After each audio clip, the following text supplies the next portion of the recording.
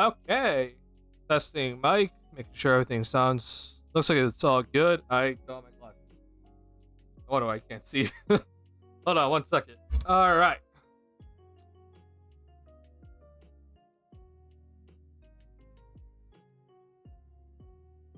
Alright. Checking mic level. Look, we're looking pretty good. Alright. Let me know if I'm at any point, let me know if I'm peaking at all. Or if the mic and the video, if it ever looks unsynced, go ahead and let me know. That's something that I will be working on the fly with, or trying to fix on the fly. So let me know if that is any sort of issue, and we're gonna go ahead and get started. We had a very, I think, entertaining overall preseason game today, and we got some things that we can probably take forward, be like, oh wow, this is good for us, for the Bulls' future. And there are definitely some things that were not exactly too great to go ahead and watch, as the Bulls did lose this game. Again, we're not really worried too much about the overall score or results of these preseason games, but we are looking at development and how team chemistry is forming, etc. So I think that there's a lot of good stuff in terms of the Bulls' development tonight.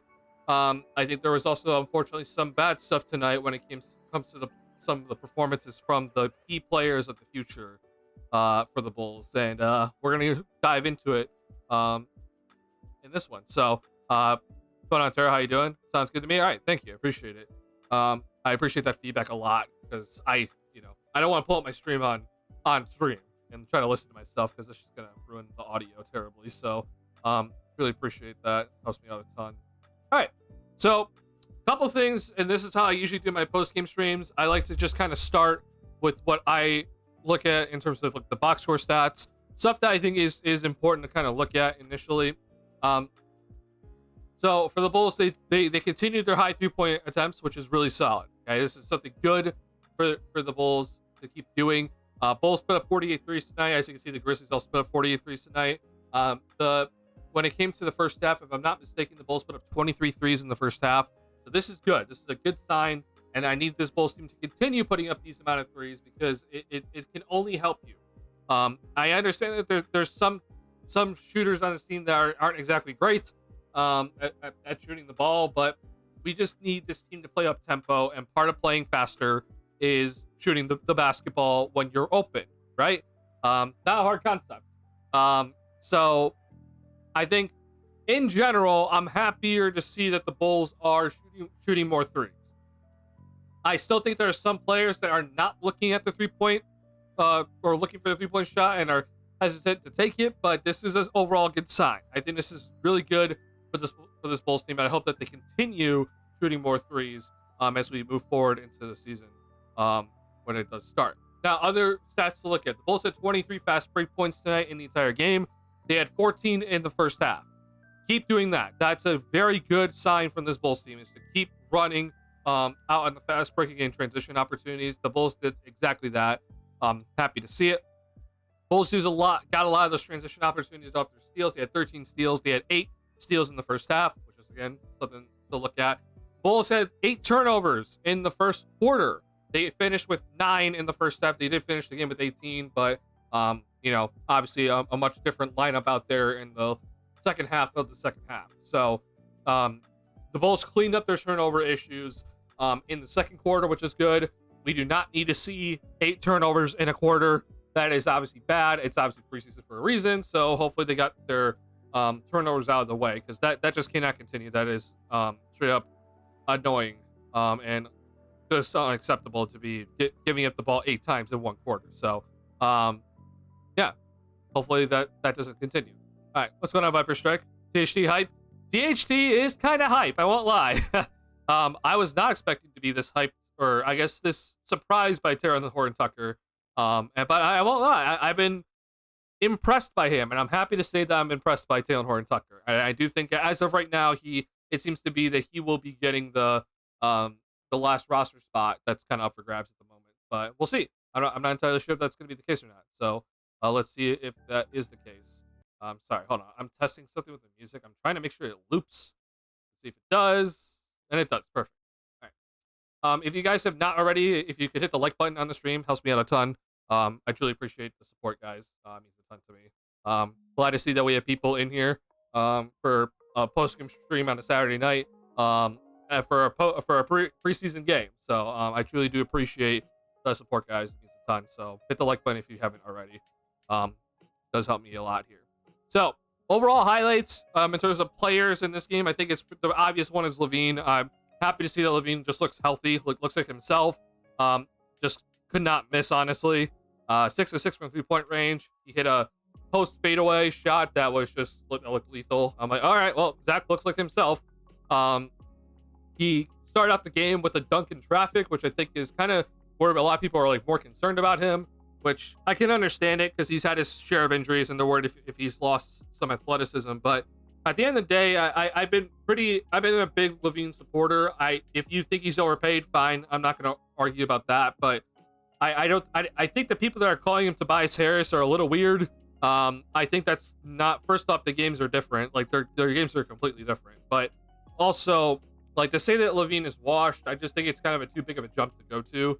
I'm aware he's had his injuries, but it's not like he tore his Achilles. So I think because he is still such a good shooter, and he is a taller guard, and yes, I do think that his athleticism is going down, but he started at such a high peak of athleticism, and he's only gotten stronger over the years, that I think he looks great. So I'm happy to see Zach looking good. He looks healthy. He's shooting well. He looks like he's in rhythm. I think in the first game he was sort of out of rhythm. I just didn't have exactly his timing, but 9 of 12 shooting in 22 minutes for 28 points, and that is awesome to watch. So I'm happy that he is healthy. And I've said it to all Bulls fans. I don't care if you think that Zach should be traded, or whatever your stance is on Zach. At the end of the day, you want him to play good.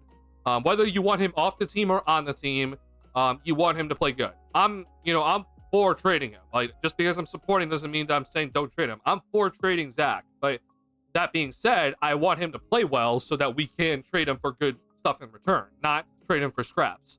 So I'm glad to see this from Zach, and let's see if this continues from him going into the season. Obviously, tonight, the Memphis Grizzlies did not play many of their key players. There are a lot of third stringers out there, so it's one thing to put up 28 against third stringers. It's another thing to put up 28 points against actual, starting level players. So I think there is maybe a little bit more of a test for Zach, but I think we can just see that he is still a scorer at the end of the day. He is still an efficient scorer and can score amongst the best of them. So yeah, happy to see it overall. Other player that I think needs to get some serious props for tonight is Julian Phillips. I am very happy with what I saw from him tonight. He hit his first 4 threes, all from the corner. And he just looks like he's so comfortable shooting that corner 3-point shot. Or honestly, any 3-point shot. He shot a couple of threes above the break, and he got off like that. That's a very good sign from Julian Phillips, and I hope to see more of this from Phillips moving forward, because if he can truly turn into a 3-and-D type player, because he's not great with dribbling the basketball. So like I don't expect any sort of isolation or anything from Phillips, or any sort of dribble packages. But if he can turn into a 3-and-D player, this is an enormous development for the Bulls organization for the future. And I'd be very happy to see if Phillips is turning into a 3-and-D type player. So major props to Julian Phillips for tonight, for showing out, and he had some incredible dunks to go look at. And I honestly think with what we've seen so far from Donovan's rotations, where Phillips and Ayo were the first 2 substitutions in the Cleveland game, and then Phillips was the first substitution tonight, I think Julian Phillips is going to be starting in the rotation at the start of the season. So more competition for that forward position, as we've all been kind of watching and analyzing who's going to actually be in the rotation from all the forwards that are playing, or wings, I guess you could say, in this Bulls preseason team. So interested to see who's going to be playing and in the rotation at the start of the year. Do you predict P. Will to be this cheeks moving forward? I think it's just a bad shooting slump, but I'm scared because he looks kind of worse than before. Okay, so we'll quickly transition into some of the bad stuff tonight, in my opinion. So good stuff, Levine, Phillips, and I think obviously Taylor Horton-Tucker played pretty well tonight. So props to those guys. Now, Patrick Williams is a major concern for me right now. I won't lie, Viper Strike. I'm with you. I'm very concerned about P. Will. If I had to make a prediction of is he going to be this bad moving forward, I'm going to go ahead and say that no, he's not going to be shooting 1 for 9 each game, and seems like he can't lift off whatsoever moving forward. I don't think this is going to be the case. I also don't think that he's going to go whatever he's gone so far from 3-point range to start the year, or start in the first two games. If he's 0 for 8 or whatever, I don't think that's going to continue. So I don't think he's going to be this bad moving forward. However, I will say this: I am more concerned now about P. Will's ability to. All right, he's 0 for 6 from 3. Jesus. Okay. I am more concerned about P. Will moving forward about his starting spot. I actually think that's a legitimate concern at the moment. That right now, at this moment, I think Phillips has outplayed him, and so has Buzelis. Now, Buzelis didn't have that great of a game either tonight. He was also 1 for 9 and seemed to miss some layups. But in terms of activity and being a guy that you can trust at the forward position, I don't know, man. I'm very concerned for P. Will. It also doesn't help the fact that I've been trying to. If there's one thing that I've been a supporter of P. Will, is that he's been a good 3-point shooter. He has started the preseason 0 for 6. And I guess overall from the field, he has started, 3 for 15? Sorry, I hit it forward. The issue with P. Will that I've always been talking about with Patrick Williams, that I've had my concern about since he's gotten into the league. He is not a good finisher at the rim. So if there's one thing that I know P. Will should be giving me, is that he should be giving me the 3-point shot. Okay. Last year he shot 41%. He still needs to take more. He needs to shoot more 3-point shots still. But he still shot 41%. So at the bare minimum, I can trust that he's going to be a 3-point shooter. The problem with Patrick Williams has always been the fact that at the rim, yeah, 57% doesn't sound horrible, but for a guy that is 6'7" and supposed to be, athletic and multi-dimensional, shooting only 57% at the rim is not good, and shooting only 44% on layups is also even worse.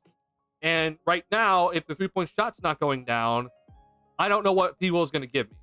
And that's my main concern right now for him, is that if he, for some reason, just seems to be like, I can't make the 3-point shot at the moment, and I'm starting to move towards with Patrick Williams that no, he's not really that good of a shooter. Like I would even argue like his 3-point percentage is more of like what we saw from Torrey Craig when he was on the Phoenix Suns, where we're like, oh wow, Craig's 3-point percentage looks pretty good. Like just go ahead and look at this. Like he shot 39% on 33.2 attempts per game. Well, P. Will shoots like similar amounts per game. That's kind of where I'm starting to head towards, and we knew that, like we saw last year, like Torrey Craig's not the greatest 3-point shooter in the world. He can obviously make it, but it's not like consistent. He's not a 39% 3-point shooter. So for Patrick, I don't know, man. I'm losing hope. I will say that for sure. There's a couple of plays though where I will say I think with Patrick, it shows that he seriously has not played since January. Like he has not played an NBA game or an NBA type level game since January. My only then contradiction to that though is that LaVine hasn't played since January, right? Like Zach LaVine, I think Zach missed even more time than Patrick did, and Zach obviously put up this performance tonight, and Patrick just hasn't looked right. So I hate being the guy that is always like the Debbie Downer for Patrick Williams. I don't want to be that guy because I think I've been pretty harsh on him. But if this continues, like let's say for example, P. Will doesn't like show up, like if this is like his consistent performances heading into the season, I think we're looking at a starting lineup change, like right off the bat. Like he's not starting, and that already is a failure for the Bulls because you've paid him this offseason. I'm not ready to say that yet. I'm aware that it's not been that good for 2 games. I'm not ready to say, oh, we need to make a starting lineup change. But I am ready to say that it's a red flag, for sure. And here, I'll even pull up. I'm gonna pull up a few plays here to show you what I'm talking about in terms of me being concerned, I guess. Also, by the way, I just want to say this. I did record the game like I usually do. It was storming near me, and the signal is not as good when it was storming. You're gonna see moments where it's laggy, where it's sort of pixelated. I just want to say I do apologize for this, for the not great quality of a video, but I just want to say I'm sorry, pretty much. But let me see if it's this play. I think this might be it. No, it's not. Let me go to NBA.com and let me just show you a play where Patrick kind of. I just think that he just really isn't 100% right now. Also, and this is the reason why. I'm going to show you why here, if I can find where. Okay, 120. So, let me just show you this to maybe give you some hope about Patrick, about like, oh, okay, he's not 100%. Okay, so he gets the steal here.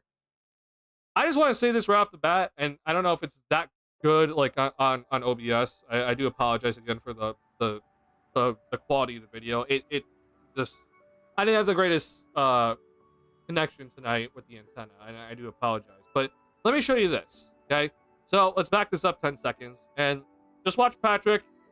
He's doing his typical thing. Now, right here with Patrick when he gets the steal, okay? Right now, in my head, I was thinking he needs to go.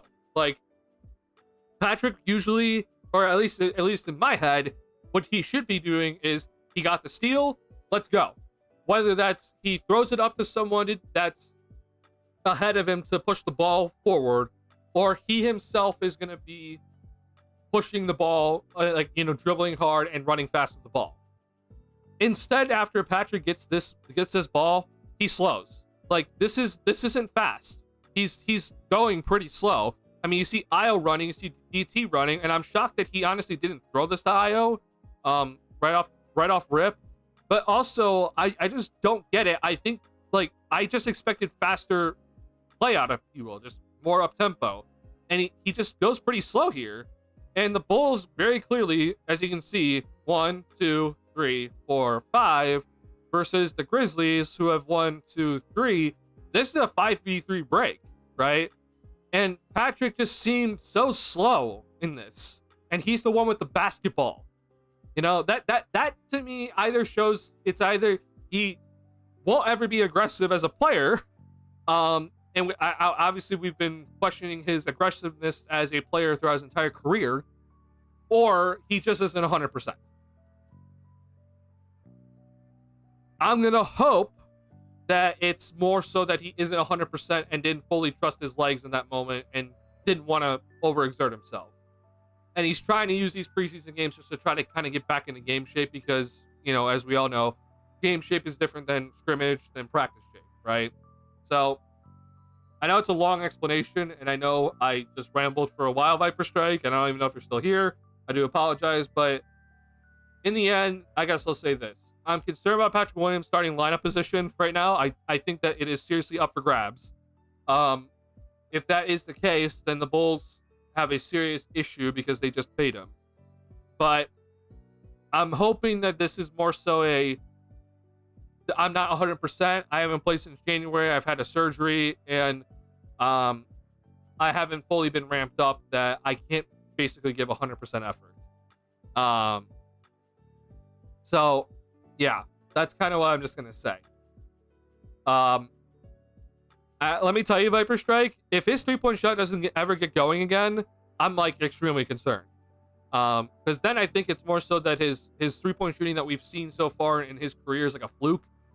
And like we've had concerns about his shot before. Like it's too slow of a release. At times it seems like he releases it way too low, and especially in his rookie year, it was such a rainbow that we're like, I don't know if this is gonna play. He's decreased the rainbow arc, but yeah, man, if he can't figure it out, God, I'm extremely concerned moving forward for the Bulls, and I hope that this is not the case.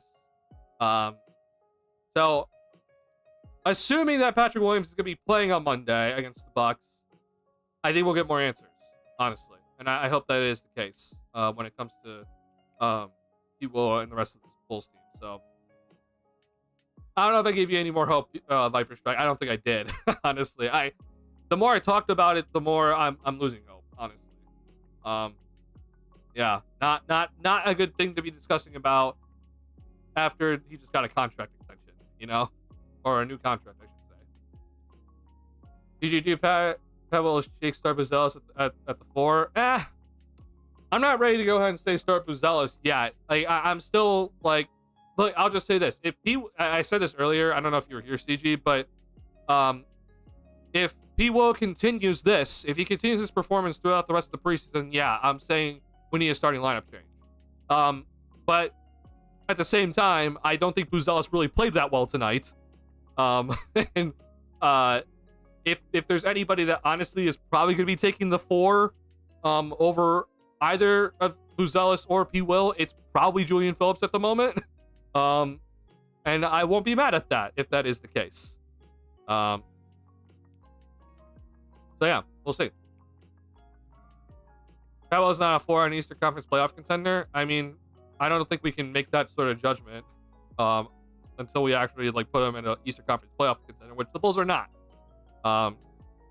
Stop talking hypothetically. Use your eyes. I mean, I am. I think I am pretty. I'm doing this pretty well. I'm not just a box score Andy. I pull up film. And I think that my explanation for this play here is a pretty good one, where I think Patrick just doesn't look 100%, and I'm hoping that it's more so that he's just is trying to really get himself back into game shape, because he isn't right here. He should be pushing the ball, whether that's him throwing the ball ahead or him pushing tempo himself, and he went too slow. This to me was concerning when I saw this, and then obviously he turned it over. And I'm hoping this is more that he's just not 100% than he's just not aggressive. If I find out that he's 100% and he's playing like this, then yeah, we have some serious issues. But we'll see. Was clear already better as a rookie? I'm not saying that either. I don't think that's the case. But I think Buzelis has more potential. Oh, for sure. I think Buzelis has way more potential than Patrick Williams because he's a legitimate shot blocker already. But do I think that he's already better than Patrick Williams? No, I don't think so, especially after tonight's performance. No more if-then statements for Pat Will. He's shown us. Okay, sure. Well, I'll say this then. He has been awful. He has been awful to start the first two preseason games.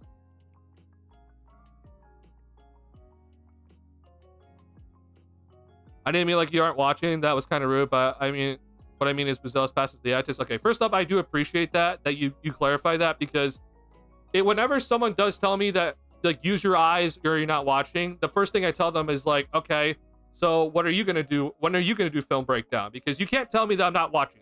I film breakdown, and this is something that like I do like tell people like, look, you can't tell me that I'm not watching the game. Like, no, I'm watching the game. Okay, like I record the games. I come on here and stream and break down film on live air. Like, you can't tell me that. So I do appreciate you clarifying that statement. But do I think that Buzelis passes the eye test more than Patrick Williams? Oh, for sure, I do. I think that Buzelis is not scared.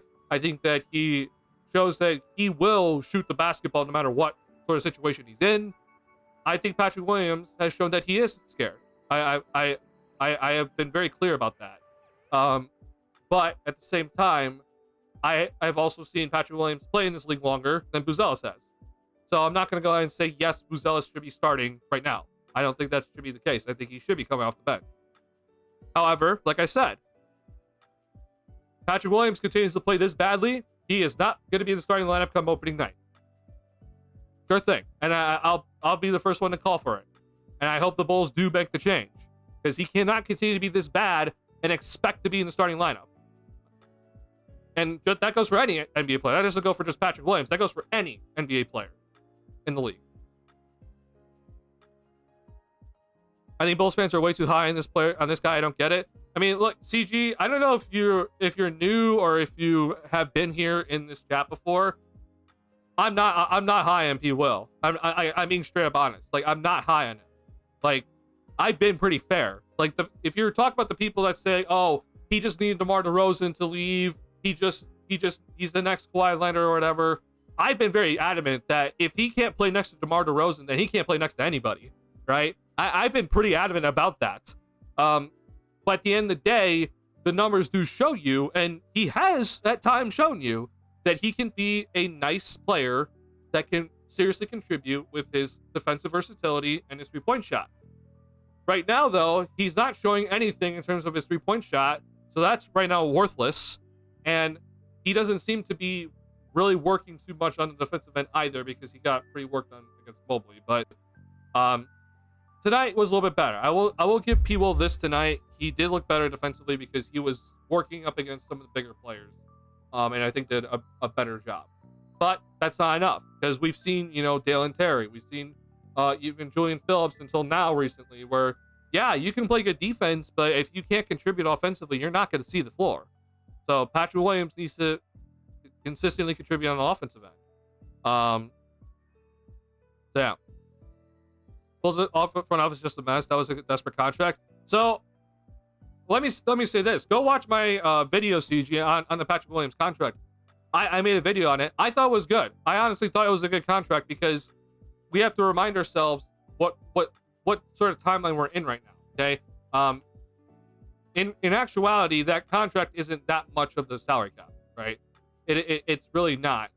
Even if it is a flat 17 mil per year, it's not that much of the salary cap. And I did think that, considering some of the teams that did have some money, that the Bulls jumping restricted free agency was a good decision, because they've done it before. They did it with Kobe White. They did it with Io. Or sorry, they did it with only Kobe. Excuse me. But I mean, it's 11.6% of the salary cap. Okay. So for reference, 11.6% of the salary cap. Let me see here. Where is okay. So pretty much when you look at this stuff, because then if it goes down to 10.6, 9.6, there's going to be a moment where P. Will's contract is actually less than the mid-level exception. So like when people, I do think that some, or sorry, it's 12.8. Excuse me. This is the column we need to look at. So when people start, kind of talking about like, oh, like, is this too much money? Like, let's do the math. Like, this was 13% of like of a different salary cap. It looks a lot lower. Okay. If I told you, maybe 4 years ago that Patrick Williams signed a 4-year, $60 million contract, I don't really think we're kind of freaking out too much. However, here's where I do think the front office did mess up, because the front office has consistently messed this up in their tenure here. They tried to scout the market and make a decision based off the market value of their players. And they had not done it correctly multiple times. Specifically, Nikola Vucevic's contract, when they gave him that 3-year, $60 million extension, they tried to say, oh, he's going to get more money than that. Let's just accept this extension and move forward. That was wrong. Like, Vuce would not have gotten that much money in free agency. They messed up there. I think they sort of kind of messed up the Ayo Dosunmu contract in a sense, but it's obviously not that big of a deal when you see how Ayo is playing. I do think that they could have gotten Ayo on a cheaper deal. But for reference, though, what I'm looking at in terms of market value for Patrick Williams that offseason, okay, the man that I go off of is Isaac Okoro, because this man has put up similar, it's not the same, but it's similar numbers to what Patrick Williams has done in his first 4 years. He turned himself into a pretty consistent three-point shooter in the last season. But you look at the contract he signed with Cleveland. Here, I'll go to Spot Track for you actually for this. But his contract is nothing compared to Patrick Williams. It's pretty cheap, honestly. This is where the front office got it wrong, because the front office looked at restricted free agency and thought P. Will's going to get a contract. We got to pay him early. I thought that was the case too. I actually thought that P. Will was going to get a contract, and I thought the front office did a good job. This is the reason why I'm not in the front office. This is the reason why I don't make these decisions, because clearly I was wrong. I was wrong, and the front office was wrong. But the front office gets paid to do this, right?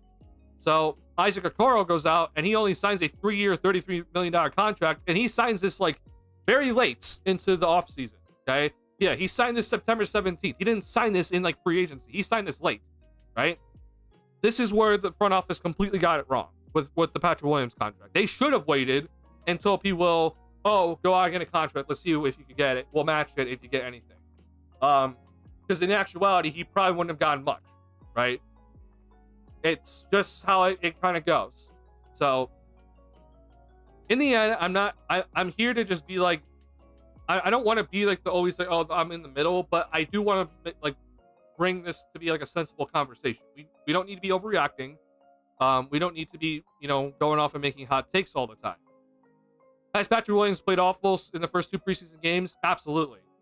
Is he better than the rookie Buzelis? No, I don't think so.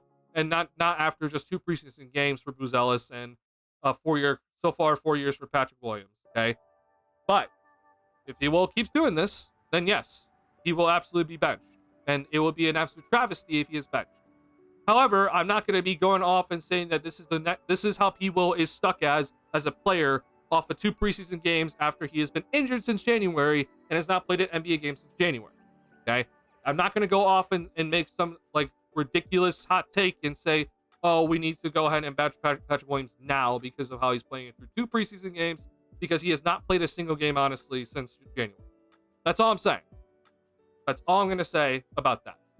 It's a pretty far jump forward if we do something like that. Give me a second. I'll respond to your message.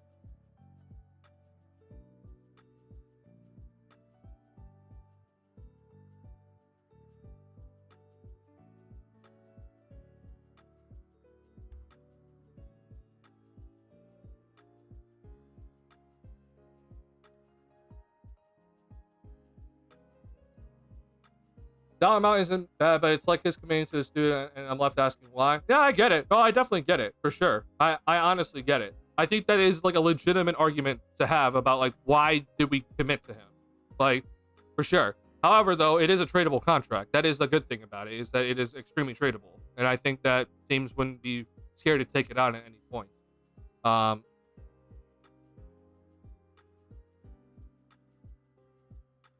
Should have traded him for picks. You weren't getting a pick for Patrick Williams. He is a if you actually figured out some sort of sign and trade deal, then maybe you get some sort of picks, but I guarantee you it's second rounders. You're not getting a first. If you're saying that the Bulls should have traded Patrick Williams before he hit restricted free agency, you're not getting anything spectacular in return because he's a restricted free agent. So you're not going to get anything in return that's like extremely valuable for him. Because the other team that's going to trade for him, they have to go and sign him to a new contract, right? So it's not like you're going to suddenly get something spectacular from him. Now, this is the good news with the contract. Now that because he is locked in, and if a team actually does like him, because he's locked in, they're willing to give up more future capital for him. So if the Bulls decide to move on from him now, then I think now that you could actually get something for him. If he obviously has to play well, right? But if you decide to move on from him, and a team takes the risk on him or whatever, you'll actually get something in return for him compared to if you tried to trade him at that last year's trade deadline for something. You're not getting anything in return for him. You just won't.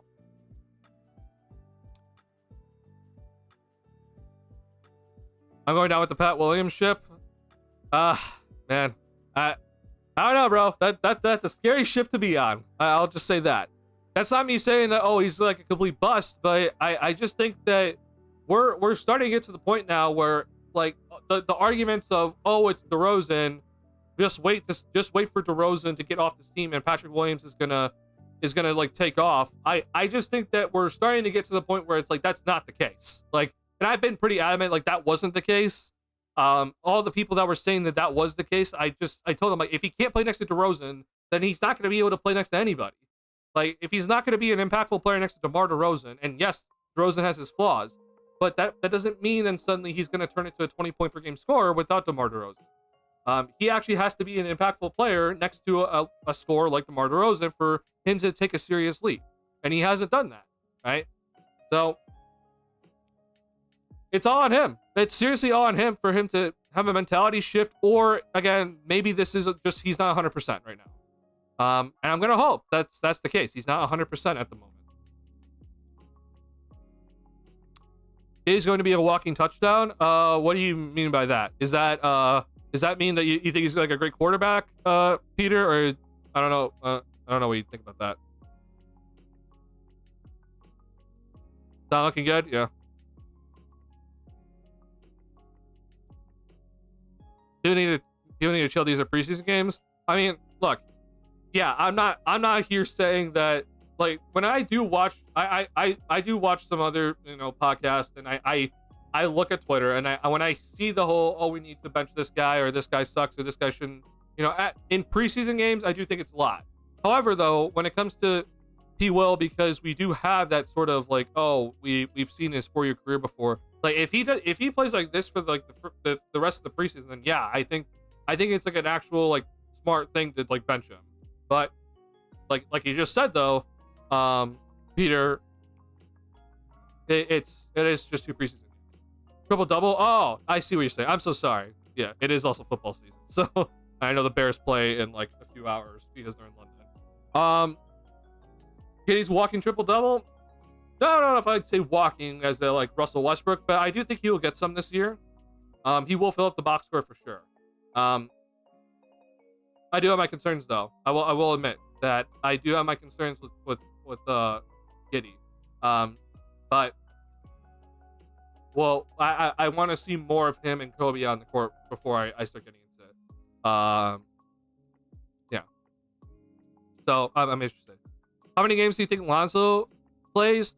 So CG, I've been pretty adamant about this too since Lonzo's injury and kind of every year about it. In my head, Lonzo Ball is out for the season. I'm aware that he's planning on playing. I get that, but to me, like any sort of thoughts of like Lonzo's gonna be a major contributor, Lonzo's gonna be starting or whatever, that's not gonna happen. To me, if he plays, fantastic. If he doesn't play, well, we prep for it. That's how I think the Bulls should be acting with Lonzo. I'm pretty skeptical when it comes to Lonzo. I've been pretty skeptical since he's, tried to return. And let me just be clear. I'm very happy that he is close to returning and actually playing on an NBA game. Right. I'm very happy.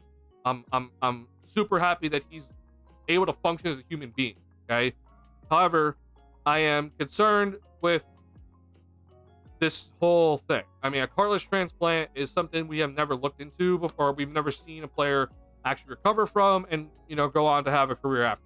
So, to me, if I had to make a guess, I think he plays in 30 games this year. And I'm not kidding. I think we're going to see at some point with Lonzo, and I already know, no back-to-backs and everything like that, and he's in a minutes restriction, but I think we're going to see at some point, because he is not in game shape really. And again, not his fault, he's been injured. But he hasn't played in 2.5 years. So I think for him to get into game shape, it's going to take a while. And I won't be shocked if there is some serious soreness in his knee, early in the season, which is going to keep him out for some games. Because no back-to-backs, minutes restrictions, I just think we're going to see 30 games max. That's honestly me hoping. If we get 30 games from Lonzo, I'm ecstatic. But I'm I don't think we see any more, honestly. If he does more than that, then I am legitimately shocked. If he does anything better than that. And I give him major props for doing something like that. But because of how he's just because of obviously knowing the injury history and his history, looking rough.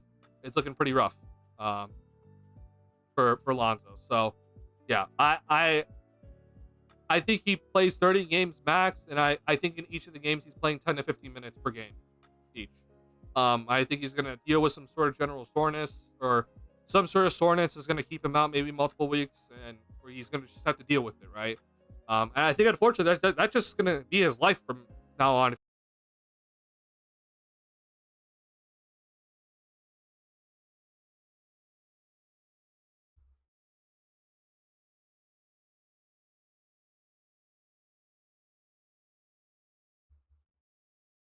Okay. Am I back? I sincerely apologize. My computer literally just blue screened and it just shut down by itself. So, nothing I could do there. Sorry about that. I should be back though. I think I am back. If you can hear me right now, um, go ahead and can you give me a thumbs up emoji in the chat? That would help me if just to know that, oh hey, we're back streaming again. Again, sorry. I don't know what happened there.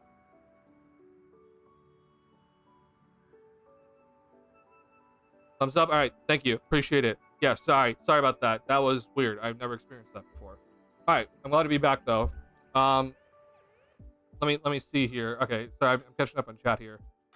Pat hasn't shown he can be someone with the ball in his hands or create off the dribble, even going back to second or third years of summer league.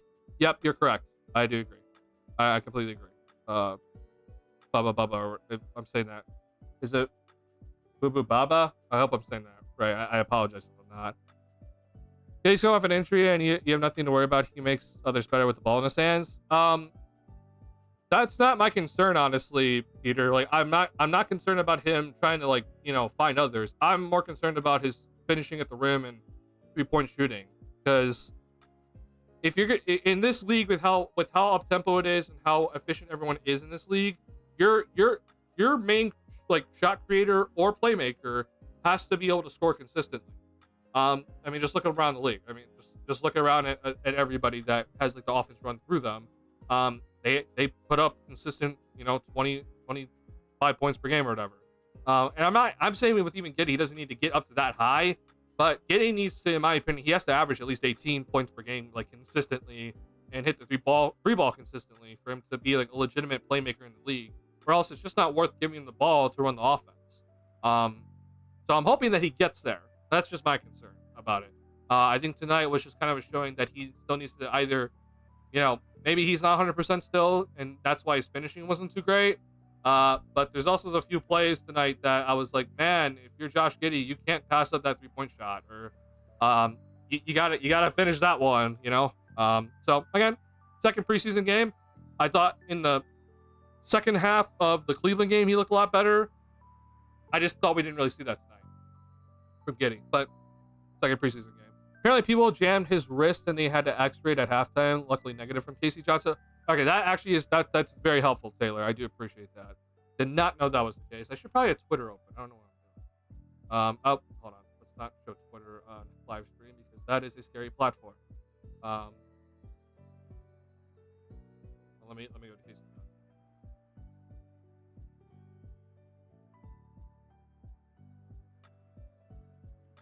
Okay, yeah. So, Taylor, I do appreciate that info. So yeah, Patrick Williams jammed his wrist and had an X-ray at halftime, which was negative. Donovan didn't know if that impacted Williams shooting because he hadn't a chance to talk to him post game. Okay, yeah, that's helpful to know. So this is still kind of falling under he's not 100%. So you think the Bulls are not getting too lucky when it comes to injuries this year, at least at the start of the year, because Io apparently had a shoulder issue. Obviously, Kobe sat out tonight with the groin issue. Jalen Smith had a knee issue tonight. So I hope this doesn't continue because, Jesus, this is not a good start in terms of injuries this year.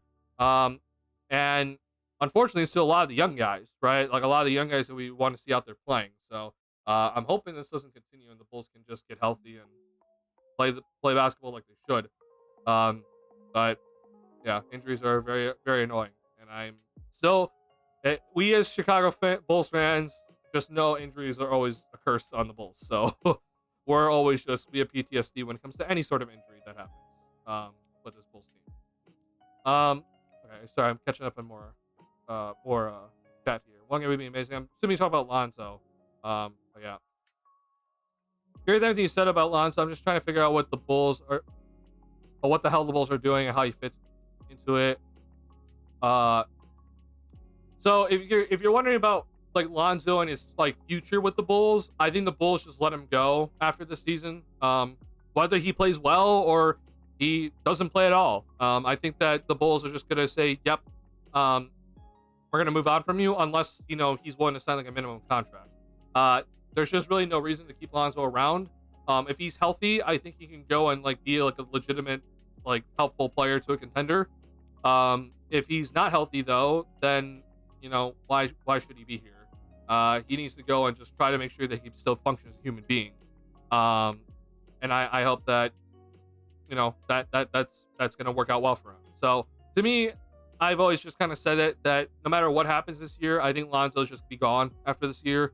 I don't see the Bulls ever trading him at any point this year because no team's gonna want to take the risk on him.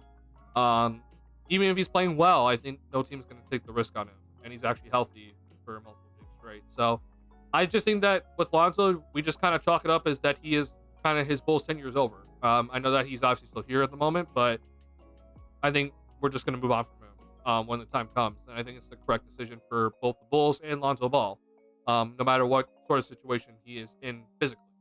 So it sucks because, I think a lot of Bulls fans like Lonzo Ball a lot. And I respect that a ton. But I think in the end, it's the right decision.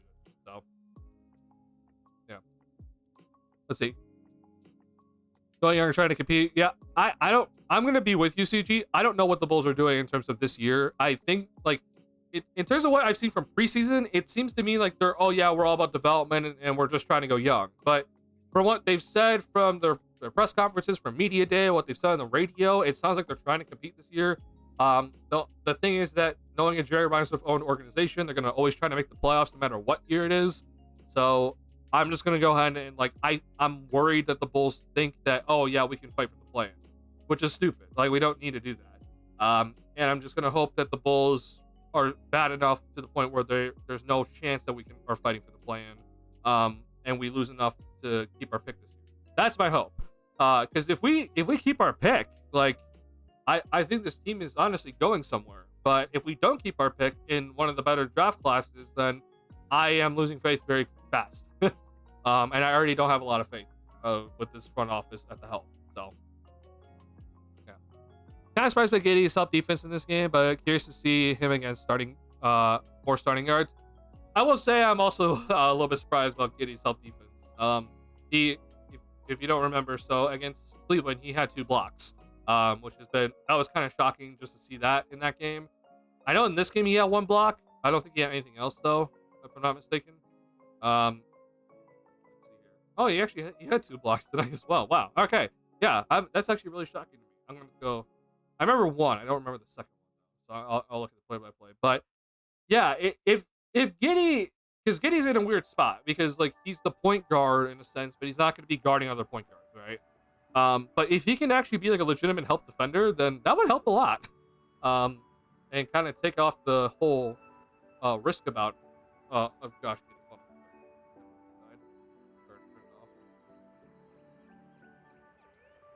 What do you say for Cooper Fly? Let Lonzo go try to get rid of Zach before trade deadline. I mean, yeah, I'm all for that, honestly.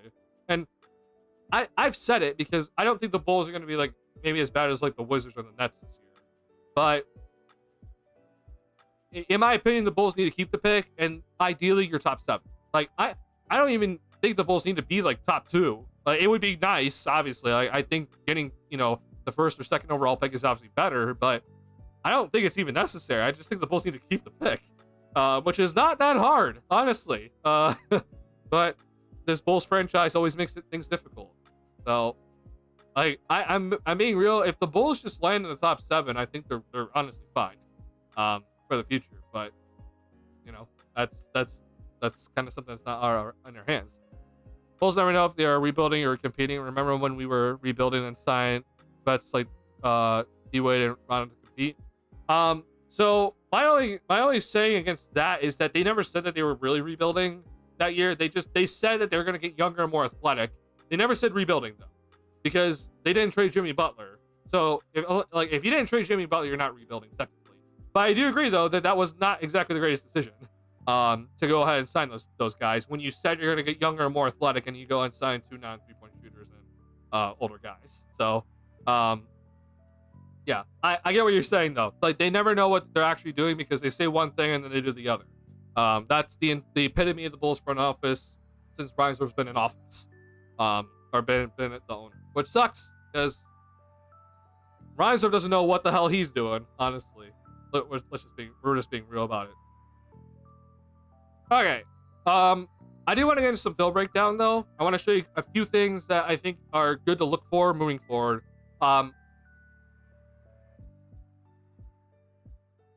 So, okay, just to kind of recap what we kind of talked about earlier in the stream. So, like, Levine obviously looked great tonight, and I've said it before. Whether you want Zach off the team or you want, him to stay around, he needs to play well, right? So, it's just good to see Zach Levine playing well, and it looks healthy. I think the talks about him being Tobias Harris is ridiculous. He's not Tobias Harris. I also don't think he's washed. So I think Zach, him going off and just looking healthy is a very solid sign. Julian Phillips has been honestly the surprise of the preseason for me. He checked in early against Cleveland. He hit a 3-point shot against Cleveland that looked really good. It seems to me he will be in the rotation this year, and I'm happy to see it. That'd be a major development for the Bulls if he can be a 3-and-D forward out there. In general, though, I think those are kind of like the main highlight points tonight. I don't really think that Giddey played too well, unfortunately, especially kind of as the game went on. He missed some shots he needed to make. And I'm going to show you a play that Stefano broke down on Twitter that was kind of annoying to watch. But we'll talk about that later. I've already talked about Patrick Williams enough tonight. Not exactly thrilled with his performance. Shout out to Dalen Terry, though. I think Dalen Terry, while he does have his flaws, I can tell that he's really working to try and improve himself. So I'm happy about that with Dalen Terry. And then obviously for the last roster spot battle that the Bulls are having at the moment, which to me, it seems like it just is between Bitsum and Taylor Horton-Tucker. Right now, it really seems like Taylor Horton-Tucker is winning that battle. So props to him. I did not think that Taylor Horton-Tucker would come in and play this well. I thought that he would get the last spot on the roster because he's a Chicago kid and the front office would just pick him. But he's actually showing you like he's pretty valuable because he can actually go score. So props to him for proving me wrong. And right now, I think that he is actually going to be getting that last roster spot. So we'll see if Bitsum has a chance to fight back for it in the last 3 preseason games. So things here. I want to show you some plays that I am. So I'm actually going to show you a play from the Cavs game, and I'm going to show you a play that correlates to what we saw tonight, because I think this is good to kind of show you, oh, here's a set the Bulls are going to run, and here's the different actions off of it, and how the Bulls maybe can build off of these sets and condition their opponent from these sets that they're looking to run, which is something that I just think that gives like a multi-dimensional part of the offense that we just haven't had with the Bulls really since for a while. Honestly, it's been pretty lackluster, honestly. So I gotta go to let me bring up the Cleveland game just so I know timestamps, and then we'll get into it. So 8:30.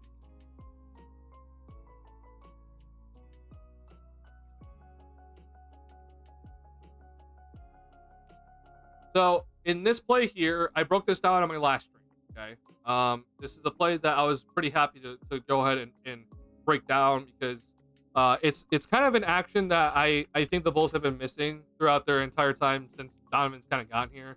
And you know, with DeRozan at the helm, it's, you know, you kind of let everything run through DeRozan. So let's watch this play. So this is gonna use Giddey. We're gonna be using Giddey in this play as the pick and roll ball handler. We're gonna be using Zach off ball, which is something that a lot of Bulls fans have been calling for. I've been calling for it too. Just kind of having Giddey on the move. So here's the set. Okay, Giddey top of the key. We have Vooch coming up, and he's going to be setting a screen. Kobe's stuck in the corner here. He's just there to make sure that the strong side has a shooter. The main action here on the weak side is going to be Zach and Patrick Williams moving. Okay, so P-Will's going to come over and set a pin down. And basically what this does is that this gives Zach kind of the decision of what to do. He gets to decide where to go with this sort of play, right? So Zach can cut back door. Zach can come up here to get the ball, right?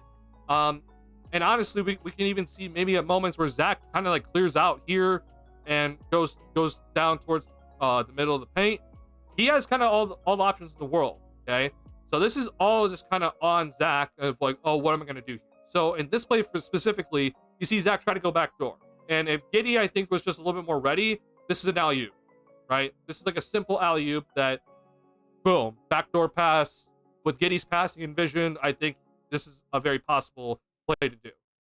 Unfortunately, this is not able to get connected there, so we throw it to Patrick Williams, right? And now we're going to reset it, okay? So we threw it to Patrick Williams. Now we're going to throw Vooch the ball to the top of the key.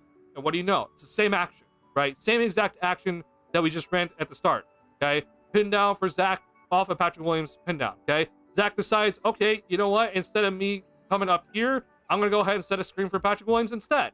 Now, the whole point I'm showing you all of this action, okay, is because let's just pay attention to Mobley, and I think this is Max Strus, I'm not entirely sure, but look at what's happening between these guys. Like, the Cavs defenders are locked in on what's happening between Zach and Patrick Williams, right? Right now, Mobley does not know what's happening with the basketball. So what this leads to then, and you see here with Zach that he kind of fakes the screen and just backs out to the corner. Now suddenly the pick and roll set has happened, right? Vooch came up and set a pick and roll screen for Josh Giddey. Two are going to go with Giddey here.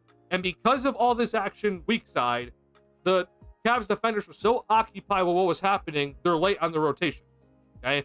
And they also don't exactly know, where is Zach?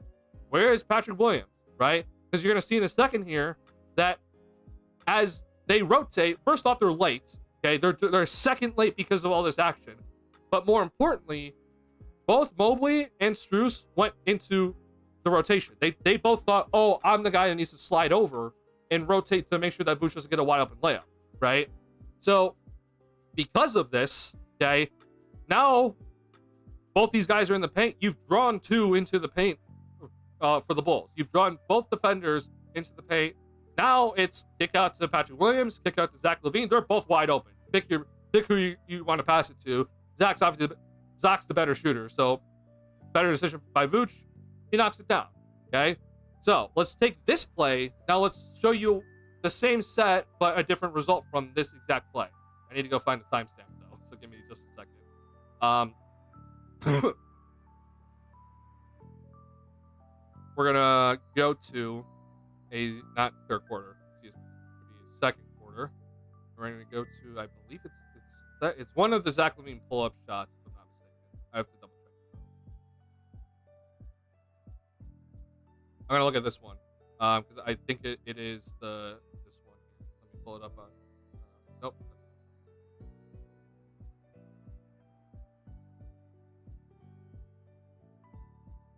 By the way, the score bug tonight, I'm very happy. It looks so much better tonight. Because God, this stuff was the score bug was blocking people. It looked awful in the first preseason game, and I was so annoyed with how it looked out there.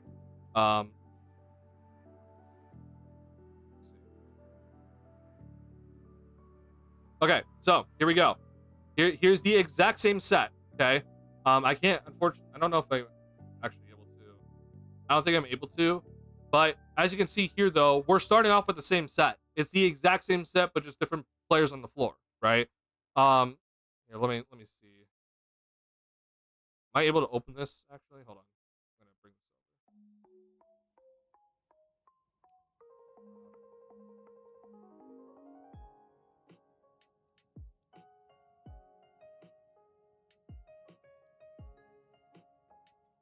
No, unfortunately, it's not gonna work. Okay. Yeah, I'll just show you though. We're just gonna go right to the play. So it's overall though, it's the exact same set. It's the exact same set here for the Bulls. Okay, and we're gonna try to build off of what we did, previous times and condition the opposing team, right?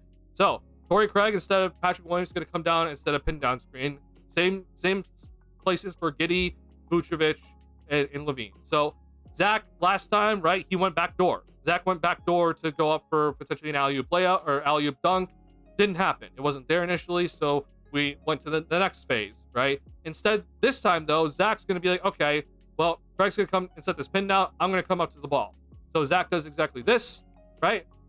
And fake going back door comes up to the basketball. Okay, Zach now catches it. Now we see the extra evolution of this play where instead of, oh, Zach didn't get the ball, what happened then, right?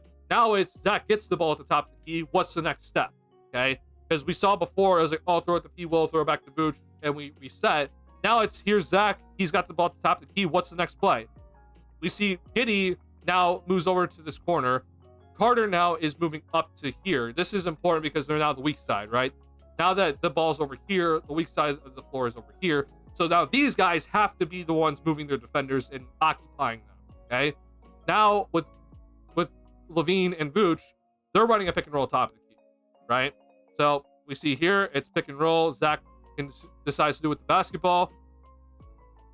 And if you give Zach LaVine that much space, he's going to go ahead and pull up for the three, right? So the reason why I show you this stuff is to just kind of show you like, oh, all right, here we go. This is like a set the Bulls are probably going to be running a lot this year. And I've shown you now two different results of it. I've shown you where, okay, LaVine goes back door, doesn't get it. First reset, you throw the P-Will, throw it back to Vooch. And then they make a decision off of that, right? This time, though, against the Grizzlies, we saw the exact same set. We then see LaVine come to the top of the key.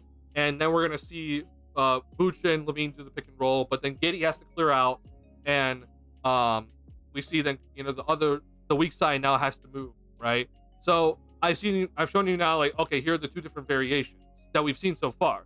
I'm sure though that there is a third variation and a fourth variation that we have never seen before, and that's obviously the part of the conditioning that Diamond wants, and it's going to probably be implementing moving forward. And like, okay, here's the same set, but instead we do this, and who knows? I can honestly see that sort of set becoming like a horn set like that, and suddenly, oh, it's a completely different set and different look now. And teams wouldn't know what to do with it because they don't have the film on it specifically. So with Giddey's playmaking, and LaVine's obviously shooting, cutting, and finishing, it's a nice combination to have, right? Because you're putting the ball in your best decision maker's hands, and you're having Zach come off of pin downs to get him moving off the ball as a threat. So you can either be shooting the three or potentially going backdoor on cutting actions to get easier shots at the basket, right? That's just starting with that, and then we'll see maybe moving forward how they implement other players into that sort of action. So wanted to show you that. Hope that you guys enjoyed that sort of breakdown, because I thought that was awesome just to kind of watch in today's game, because knowing what we saw from the Cavs game. Yeah, I like that a lot. There's no reason Levine doesn't play his best ball this year. Yeah, I think Zach, assuming Zach stays healthy, he should be doing like just typical Zach Levine stuff. Yeah, I think health is like the biggest question mark. But in terms of like, oh, can he still jump? Can he finish? Can he shoot the three ball? I don't think that should really be a question if he's healthy. But if he's not healthy, then yeah, I think questioning his health is a legitimate question. But after that, though, you know, I think he's only 29, guys. He's not 34. So I don't think he's declining. That's just my honest opinion. Yeah. I would like to see more structure in the offense and run the ball through Vooch more, get him established later, and make the game so much easier. See games where Vooch is like 13-7.5 and ends the game with 15-9. That should never happen. Vooch should be 18-9 every night. Okay, so CG. This does show me that you are new. I know you said it earlier that you are new, but this does show me that you are pretty new to this channel. Okay. So let me explain where I'm coming from this perspective. Okay. When Vucevic was traded here, I was all for it. I was like, this is a great move. I think Vuce is great, etc. Unfortunately, now I have moved on to that. I don't think Vuce he just isn't that good. Let me show you why, okay? Because I know automatically what you're saying, like, oh, we need to post them up, because that's the classic saying from Stacey King, right? Stacey King says, oh, we need to be posting up Vooch. We gotta give him the basketball. We gotta play inside out. We gotta make sure that Vooch is involved. Here's the issue: you post up players that are good at post up plays. Nikola Vucevic, unfortunately, in his time in the NBA, and specifically when he's been on the Bulls, he has not been a good post-up player. Okay, he is just straight up, unfortunately, just not been good. I was team post-up Vooch. I was with you. I've said similar things to you, and I've said it before. Like, I think we should play through Vooch, but unfortunately, when you look at the stats and with how the game is today, posting up a player who only shoots mid-range shots really and is not efficient in post-up opportunities, it doesn't really make much sense. We want this Bulls team to be playing faster, more analytical, right? That only happens if you actually play the right way. Unfortunately, when you actually look at this, like here are the numbers if you're wondering, and I'll make this easier for you just to look at. When it comes to Vucevic, he's not good in the post. He is actually pretty atrocious. And I hate to say it, but it's just the case. So let me show you Chicago. Right. So Vucevic last year, he got on average 3.1 possessions in the post last year, and this is just possessions that actually turn into shots, right? So in the post, actually, though, he was not good. Okay, he averaged 0.9 points per possession. So PPP is points per possession. So that's 0.9 points per possession in the post. He shot 48% from the field. Overall, though, when you just kind of look at the percentile, it's actually not good. He's down here in like 34th percentile in terms of post-up opportunity. He's actually not very good. If you just kind of want a comparison, just to kind of look at, let's just go ahead and I'll bring up Embiid, for example. So Embiid here, you want to look at someone that's pretty dominant in the post. You look at Embiid, he gets a few more possessions than Vucevic in the post, but he averages 1.14 points per possession, right? So like, yeah, if you're Philly, then obviously you're going to post up Embiid because he's pretty efficient in the post. It's actually a very good idea because he's that good. Unfortunately, when it comes to other players, though, like unless they're like an MVP caliber player, you really shouldn't be posting them up to score, I should say. If you're looking to like pass from that position, sort of like what the Warriors do with Draymond Green, I'm all for it. I think using the post up to pass is a good thing, but using the post up to score, as from a player that is not good in the post, it slows down your offense. It's not efficient basketball. And while you think it's playing inside out, why would you do it compared to when you can run the pick and roll, which is like 5 times more efficient? Or you can try to get a 3-point shot off of, some pin down action. Like, why would you post up when you could just do 10 other things that are just so much more efficient than posting up a player who's not good in the post? I'm aware that, and I'm assuming that this is the case because I've talked to so many people about this, but I'm aware that when it comes to Bulls Twitter, I'm on the other end of the spectrum. Because if you ask Bulls Twitter, they're like, we need to post up Vooch more. We need to get more involved. We need to make sure that he's posted up like 10, 15 times per game. And every time I see that, I lose my mind.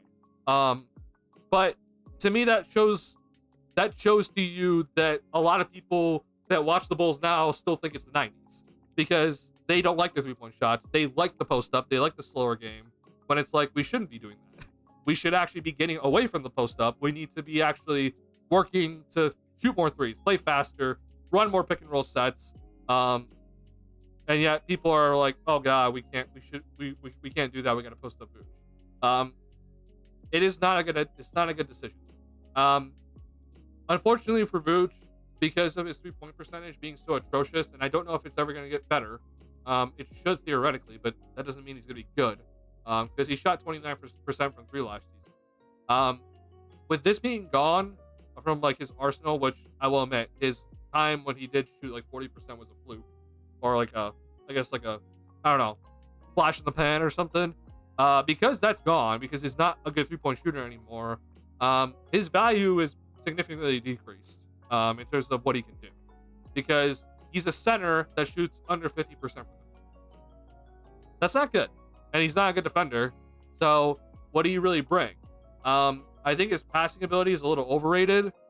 I know a lot of people think he's like, yeah, I think Vooch is unselfish, but in the end with Vooch, he's not Domantas Sabonis. Like, I think people imagine that Vooch is like this Sabonis like passer. Sabonis is like a legitimate like offensive hub in my opinion. Vooch is not that.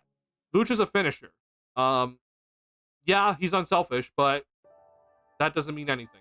He's not that great of a playmaker. He doesn't really draw 2 that's effective, etc. And let me show you a play here that happened today that I was not happy about because it made no sense. But there was a play that happened today that I was losing my mind over, because it's like, why would you do this play when Levine can't miss? And honestly, it might have been this. I'm gonna have to double check here, but maybe it's, let me just go to METV and just look at this. They're not getting beat on switch. Yeah, so it's this play. So look, this is a double pin down for Zach to come off of. You can't see Zach here, right? So this to me makes a lot of sense. Like this is good action, but then Carter comes over and sets a little cross screen here and to get Vooch over here. But instead of Vooch going and trying to post up the dude, he just shoots the mid-range shot, which is just like, this is not good. Why are we doing this? There's 15 seconds left in the shot clock and we're shooting a 15-footer. Like, this makes no sense. This is where I've been pretty adamant about on this channel. It's like, we're shooting way too many mid-range shots, especially with DeRozan around. We don't need to shoot this. This is inefficient basketball. This is the reason why we don't average that many threes. Like this sort of play makes me upset. And you don't really see this play from other teams. So I'll end my rant there. Let me go to what what you have to say. Three's not great, maybe not post up, but actually hit him on the pick and roll. Okay, so if you're thinking about pick and roll, I can get behind you with that. I think Vucevic in the pick and roll is an option. I'm not saying he's great, because as you can see here in terms of pick and roll man regular season, by the way, he had the most amount of opportunities to be a good pick and roll man. He averaged 1.1 points per possession, so that's obviously much higher than his post ups, but in terms of percentile though, that's very low, right? So yeah, Now, compare it to other people though, like Embiid, Davis, right? It is similar stats. I will say that. But I do think that there are more like a little bit more efficient players in the pick and roll opportunities, like a Rudy Gobert, for example, right? It is definitely a better option though. Like trying to find Vooch on the roll instead of the three ball or a mid range shot or a post up is by far like I'm telling you, man, it is 3 times better to do that than to try to post them up. I can get fully behind on that. The only issue with Vooch is that his shooting percentage is just, it's not exactly amazing. Again, for a center, you kind of want to be doing better. And so like layups, he shot like 61%. That's all right. You probably want better though. At the rim is at 65. That's pretty okay, but for a 7-footer, you want a little bit better. So yeah, he just kind of, as you can see, kind of by his shot chart, he needs to get rid of these mid-range shots, which are also post-up shots that he takes a lot, and just shoot more in the paint and maybe less threes as well. Maybe shoot only corner threes because he just doesn't seem to be really hitting these shots, honestly. Okay, Rob. All right, Rob. I don't know when you're gonna see this, Rob, but I do appreciate you watching from the beginning, so I appreciate it a lot. But he passed, so I can't defend him, but he can get 18 and 9. I do think Vooch could get 18 and 9. You're definitely right about that. But he just has to be more efficient. Like, it's nothing that... I don't really think it's that hard. I think he just has to just make better decisions, Yeah, I honestly think that's probably the best way. What's the best way to use Vooch? Like a Dollar Tree Jokic? No, not even close. The best way to use Vooch is basically like using him like Rudy Gobert. Have him roll hard. Obviously, we're not throwing alley-oops to him, but you want Vooch to roll hard. You want him to roll hard on a pick and roll set. You want him to use him like on handoff plays and have him roll hard to the basket and try to create angles, right? You don't want him dribbling the ball. You don't want him posting up because he is significantly worse than Jokic in the post. Like if you're wondering about this stat here, like first off, let's just go to here. Like where is his playoffs? I mean, Jokic is like the 81st percentile in the post. Like it is a vast difference. Jokic is also an absolute mastermind when it comes to drawing in the defense and kicking it out to the right guys. He has eyes in the back of his head. Vooch does not have that. Vooch is not that special. He is a very limited player in terms of what he can do, and he just needs to more so just accept that he is more efficient at the basket and shoot less mid-range.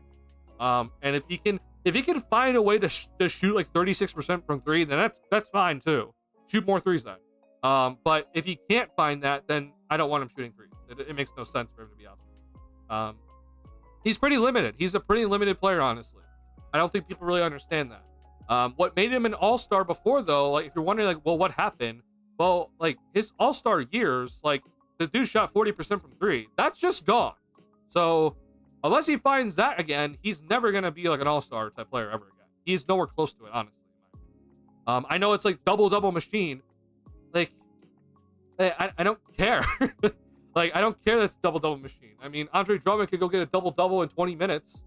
But is it that efficient? No. Like, it's not that great. So yeah, I don't really like the whole double machine thing. It's not a good argument.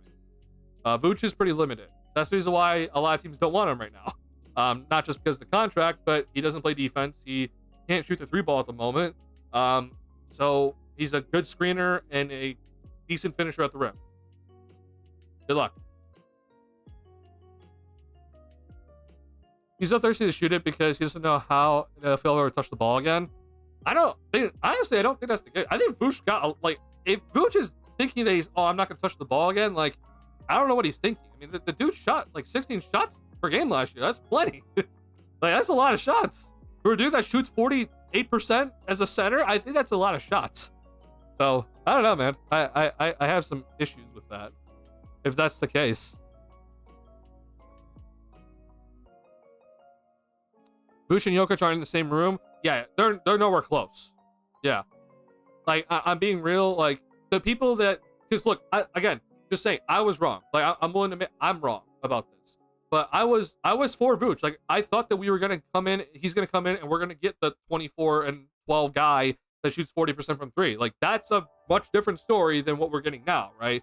Since he's been here, he's been pretty much like 17 and a half or 18 and 10, which a lot of people are like, oh, that's great, double. But when he's only shooting like 30% from 3-point range, it doesn't help. Like, you're pretty much, you have a center that's shooting 16 shots per game to get to 18 points. Like, just think about that for a second. That's not great. That's not a good thing. So, yeah, Vooch is limited. I'm upset about it. I'm upset with how he's been here. But at the reality of the situation is, like, if you're wondering, well, maybe the Bulls like didn't give him enough shots, or like he should be the number 2 option when DeRozan was here. The reality is that if anything, he's declined more than LaVine and DeRozan, right? LaVine's obviously younger, but DeRozan, was very clearly the better player. So, like, why would Vooch be getting more touches or more shots than DeRozan? There's no reason for it. And Zach, Zach is still one of the more efficient guards when he is healthy. So yeah, I just think that it's a rough thing when we talk about Vooch. So for example, with you, CG, like, yeah, I understand the thought process, because, like, first off, like, Stacey King says it all the time. Like, this is something I've been going on about with Stacey King with a while, is like, he talks about playing post-up basketball, playing slower and inside out, when no one does that. Like, really, you really don't see that anymore, unless, like, you're obviously the Denver Nuggets, right? Or even with Philly, it's not even like that. Like, Philly is like a little bit more like a different style than, like, oh, we're gonna post up the guy on the block and we're gonna try to run around him and everything. Embiid's more of like an ISO player, honestly, which is also more efficient than post up, by the way, if you're wondering. Just so we're all clear, just to make this clear about how bad it is to post up Vucevic. People said DeMar DeRozan isolated way too much last season. So take this for example. Nikola Vucevic in the post, which everyone says we need more of. We need more post-ups from Vuce, apparently. 0.9 points per possession. DeMar DeRozan in the isolation last season was one of the best in the league. Okay? Where is it? Oh, it's just, let me just go to shot. Oh, sorry, this is playoffs.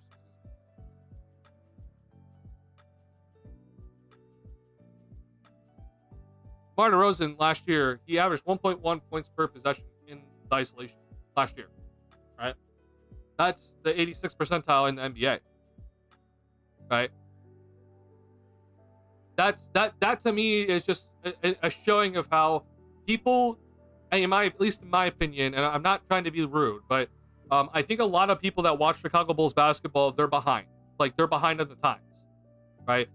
I've been kind of saying that people need to get out of the 90s mindset, which is, I'm not trying to say like you're old or anything, which I do have another saying which is more rude, which I shouldn't say, but like, to me it shows that you're still stuck in, oh, we gotta try to play inside out 90s basketball, play slow. The NBA today is a much quicker game. It is more efficient. It is not post up inside out basketball anymore. Like, we're not trying to feed the center on every team like we did in the 90s, okay? It is a different game. Isolation basketball is actually it's actually a very good thing because of all the shooters on the court. When you have 4 shooters on the court, it's good to go ahead and isolate because it's harder to guard the isolation. When you post up, it actually gives the defense a better opportunity to double you, and then actually recover well. That's the reason why it's less efficient, is because people think, oh, well, if we post up and we draw 2, and then we can kick it back out and hopefully get the wide open shooter. Well, if you think about it, though, if you post up a player that's like 15 feet in the middle of the floor, right? Or let's just even say on like the left block, right? You're cutting the distance between all the people on the floor, right? So you can actually send a double team, and the players have time still to rotate. Not amazingly, but it's just, there's a better chance they rotate to their guy via the double team when there's a post up happening. But if you're isolating a player, like if it's 5 out and all shooters and you're isolating, you get a one-on-one matchup against, and you have shooters everywhere. So if someone does come and double, they have to go from the 3-point line to come over and double you, which you're also probably at the 3-point line, right? and you get to kick it out to a shooter. Just think about that for a second. That's the reason why it is more efficient for you to isolate when there's shooters everywhere on the court than it is for you to post up. Obviously with Jokic, like there's always exceptions to the rule. I should also make that clear. There are always exceptions to the rule. When you have a Jokic who is a absolute mastermind and he can make shots like of the best of them and he's unstoppable, then yeah, you go and do that, because teams try to triple team Jokic in the post and they can't do anything, right? Embiid also, like Embiid posts up and no one can stop him. So obviously you're gonna give it to him. But if you have like an okay player in the post, there's no reason for you to try to post them up. Like they need to figure out ways to be more efficient elsewhere on the court. They don't need to be in the post.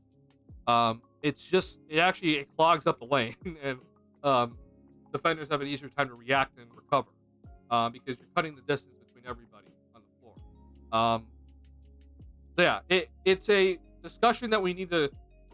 I don't know what it is with. I know Stacey King, obviously, you know, he's always biased because he grew up in the '90s or he played '90s basketball, I should say. And that's the way he won, right? Like that's obviously the way Stacey King won, and that's the way a lot of people that watched the Bulls saw the team win. Was that, yeah, we post up all the time, we run the triangle, we slow the game down, we try to look for the best shot, and we're not looking for threes all the time. When in actuality now, because of how the game is, you got to be launching threes. You have to be playing fast. You got to be spreading the floor correctly. You got to be isolating when you have a good matchup.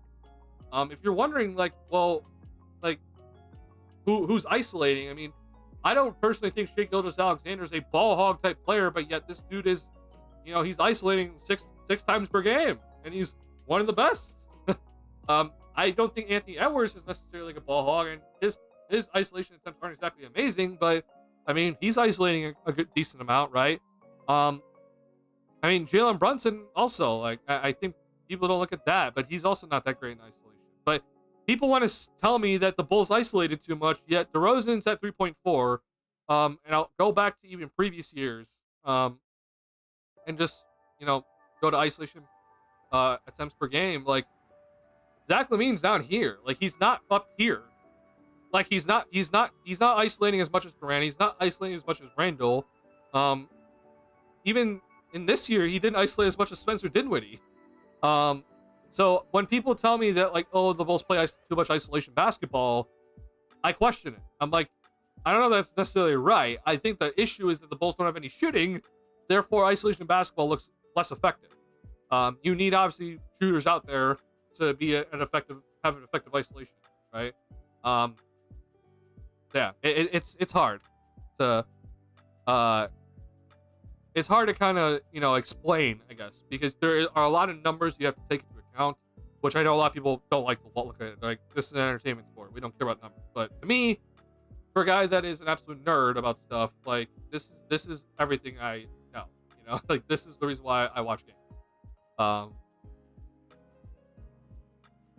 Boo Boo Baba, I appreciate it. Hope you have a good night. To be fair to Stacey King, he is in a tough position where he can't say we have personnel problem or our players are just kind of mid. I agree with you that he can't say, oh, this team's bad. But at the same time, though, he doesn't have any sort of thing paying him to say that, yeah, we need to post up Vucevic. Like, he doesn't need to say that. Like, I think that's just kind of my issue with it. Like, if Stacey King never said anything about, like, oh, Vooch, like, if he never said anything about, like, Vooch needs to be more in the paint or Vooch needs to roll harder in the pick and roll, like, I don't care. But for some reason, though, it's we need to post up Vooch more. We need to post up Vooch more. That's the only issue I have with Stacey King, because to me personally, it doesn't make any sense. You don't need to say this, right? Like, there's nothing paying you to say this. You just personally think in your analysis that posting up Vooch is a good thing for this team. When in actuality, I hate how they say that, oh, we look at the stats, though, when I know they don't. When in actuality, the stats say don't post up Vooch. And I think a lot of people know that. I think a lot of people are actually very happy to, like, opposing teams, when they see Vooch get posted up, they're like, oh, great, awesome, good, go let him go to work. If he scores, okay, fine. Well, you slow the game down and he scored 2 points. Next possession, he probably misses it. Like, it's not, I don't know, it's just odd. But again, my grace to Stacey King about it is that he played 90s basketball. Like, this is all he knows. Like, this is what he was taught in college. This is what he was taught growing up. This is what he was taught in the NBA. Like, to me, he was coached this way. Like, so I'm not gonna be too, like, I'm not gonna be saying like, oh, he's just not smart. Like, this is how he was coached. I just think that, just like everyone else does, he needs to kind of just update himself on the times, right? I think a lot of us have to kind of just, like, pretty much get a software update. Like, okay, here's actually what we're doing. Yeah.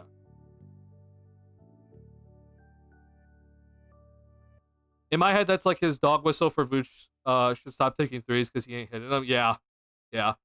It's the exact same thing. But yeah, like, I've been also pretty adamant. Like, I don't think Vooch should be really taking threes either, honestly, because he hasn't been good. Let me show you a play. Let me show you this play here, because this was upsetting to me. I didn't tweet out when this play happened initially, but I did tweet about it when Steph No tweeted about it. So let me just show you this, okay? And let me just show you why this team, I have concerns, I guess. Okay, so Javon Carter is running. This is like a transition opportunity for the Bulls, and the Bulls have the floor spread pretty well. Like, this is pretty good. Nothing to complain about here. Carter is drawing three. He's stuck in traffic. So Zach decides, I'm going to cut because I'm trying to make an easier angle for Carter to get the basketball to me, so Carter doesn't have to, like, try to launch a pass all the way back out to half court, right? So Zach does the right thing. He cuts, okay? Zach actually goes pretty hard into the paint here, and he makes sure that the defense stays in the paint, right? Well, Zach then passes it out to Josh Giddey. And yeah, so I don't know about you guys, but this is a wide open 3-point shot to me. And I'm aware Giddey's not the greatest 3-point shooter, but you got to take this. Like, even some of the worst shooters on some of the best teams, they take this shot. Like, you're not, you may not even, you've never been like a 37% 3-point shooter in your career. You're out there on the floor though for defense, you're taking the shot. Like, Gary Payton II on the Warriors is taking this shot. And Giddey passes up this shot, which is like, this to me is the more absurd thing. Like, I can't believe he passed up on this. I'm a little bit shocked. I think Zach was also kind of shocked too. And then Giddey passes up to Vooch, okay? And then Vooch passes up on this shot. Like, this is a 3. Take this. But then we swing it, we get nothing out of it. Now, if you ask some people, and you go on Twitter right now, go to Steph No's tweet. I'll even link it in the chat for you guys after I'm done with this. You go to Steph No's tweet right now, a lot of people are saying, no, this was good ball movement.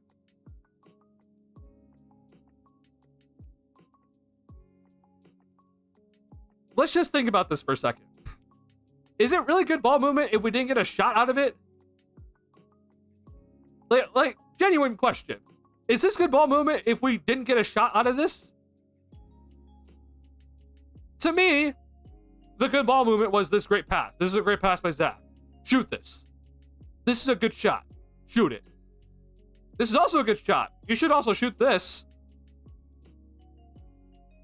We don't get a shot off. So is this good ball movement? No, it's not good ball movement. You made 2 poor decisions to not shoot 2 wide open shots. Part of good ball movement is shooting the correct shot. Go watch the Spurs. The Spurs in 2014, they had amazing ball movement. But you know what they did?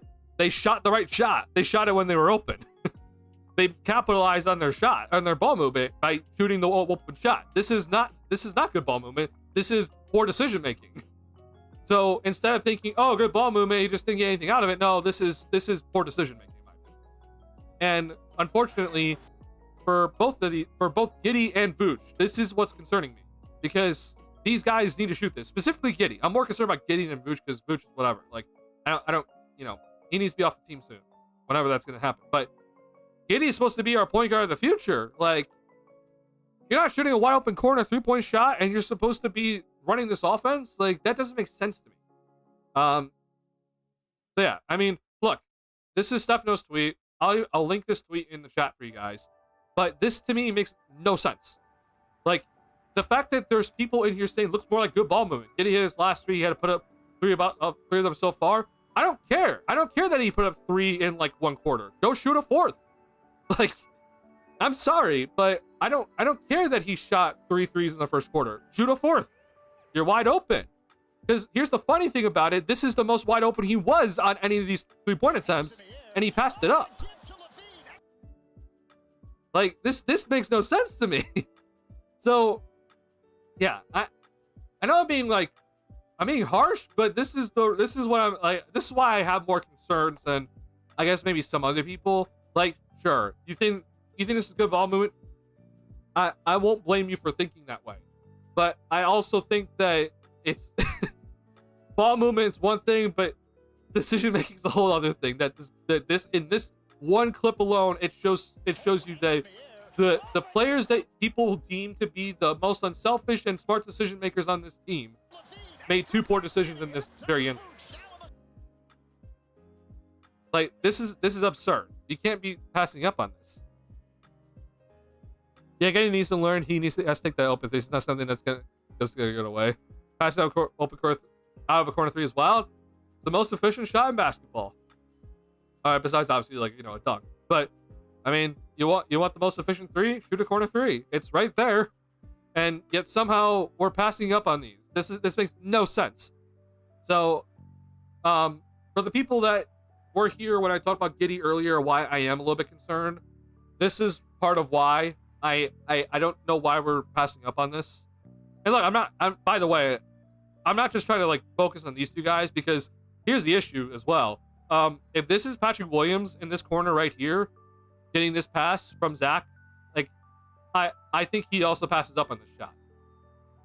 I've also seen Zach pass up on this shot before. I think Zach's obviously a little bit better because he will be willing to shoot it, but I've seen people pass up on this, and I think they should. Yeah. So this needs to get better. This just cannot happen moving forward. Don't turn down open threes. But Steph No's tweet is pretty interesting because he said Bulls are starting 2 guys aren't even looking at the basket on threes. I want you guys to think about that for just a second. Do you think it's actually good that the Chicago Bulls are starting 2 guys that aren't shooting these shots right here? This is the reason why I say that we are going to lose a lot of games this year because of this. I don't think the Bulls have enough three-point shooting to be yeah, we're going to be in games. Because our defense is too atrocious, and we don't have the three-point shooting to keep us in games. But moving forward, though, when it comes to the future of this team, if Josh Giddey is not shooting this 3-point shot, we have issues. This just cannot happen moving forward. So hopefully it gets worked out. Rob, I don't know when you're gonna see me talk because I know you're starting from the beginning, but I just want to say appreciate you a lot. Not ending stream, by the way. Don't worry if you're wondering about that. I just want to go ahead and say thank you guys so much for the support tonight. It means a ton. We've had I know we've had people coming in and out, but so far in the stream we've had 100 different viewers in the stream. So I just want to say thank you guys so much for supporting. It truly means a lot to me. My community's been awesome. I've been truly, you guys have been awesome and helping support me. So I want to say thank you. If you have not already, if you could hit the like button on the stream, helps me out a ton with the channel. If you like Bulls content, go ahead and please subscribe, especially if you like film breakdown, salary cap analysis. Yeah, please, it means a ton if you hit the like button and subscribe. So want to give a thank you to my supporters and my community because they've been part of this journey of trying to help build this channel. So I want to say thank you. Viper Strike, I appreciate you a lot. I know you're still here, even though it's a late night stream. 12 of 46 nights are going to be common. If the Bulls shoot 46 threes per game, I'll be happy. I genuinely do not care about the percentage. If the Bulls shoot 46 threes, I will be personally happy. And that will make me a very happy person because that to me, if you're not aware, the amount of threes that this team took in the past couple of seasons is just atrocious.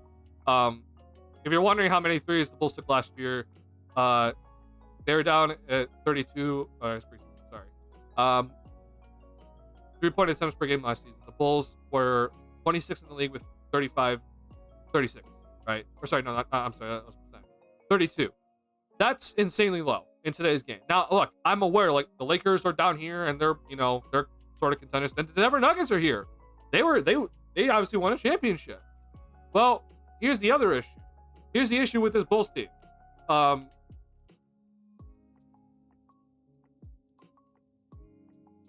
There are two efficient shots in basketball.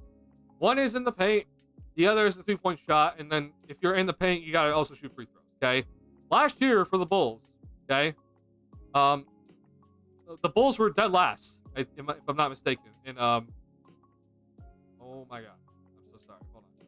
No, they're not dead last actually. Where were we? Oh, we were 19th actually. That was a major improvement from what I remember. But yeah, it's like we're not like a dominant team in the paint either. So it's like we're not shooting threes, we're not getting points in the paint, we're not getting points at the free throw line. Let's see. This year, still we're 48, like 19th, like bottom third. It's just not good. Or I guess sort of middle of the pack, but you can't be one or the other. Like if you look here, Denver is one of the best teams in the paint. Same thing last year. They were one of the best teams in the paint. That's how you have to do this in today's day. And because the Bulls don't have a Jokic, because the Bulls don't have a Giannis Antetokounmpo, we gotta shoot threes. That's how we do it. We have to do this. And we don't have like a guy that's gonna be getting like consistently like a bunch of points in the paint every single night because our personnel is just not built that way. So you gotta shoot threes, unless you're gonna suddenly become like a really good, paint and free throw shooting team. Yeah. Okay, but that shot really reminded me. Zach's passing this game was wildly good. It was actually wildly good, wasn't it? Zach's here. I got a play I can show you guys. That kind of showcased Zach's passing. I gotta go back to the play-by-play because timestamp. But it was actually when Vooch hit a little hook shot here. So, by the way, I don't know. I know people watch the VODs and stuff, and they might have some of their own opinion. But if you're also still here from like the post-up talk, okay, let me make this clear. If Nikola Vucevic has a guy absolutely sealed, like right under the basket, then yes, he should absolutely be given the basketball. Okay. When I talk about post-ups, I'm talking about like when you post up Vucevic from like 13, 14 feet out, and you're like, okay, yeah, back him down. When it's just like, no, we don't need to do this because he's just gonna shoot a fadeaway midi, and it's just so inefficient. There's no reason to do it. But like for example here, all right, that's sorry.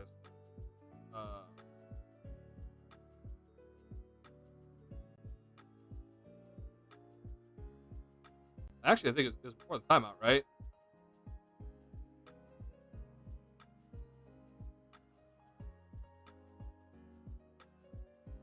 Yeah, so just to kind of showcase Zach's passing. So here's the play. Rebound, action, Bulls push it, sort of push it. I like this, by the way, if you're wondering. This sort of play in transition, like semi-transition, works a lot. Where you bring a guard up, set a screen, ball goes this way, the screener just kind of fades back. That's like actually something that's like really good to do. So I like Zach kind of like setting a little brush screen here.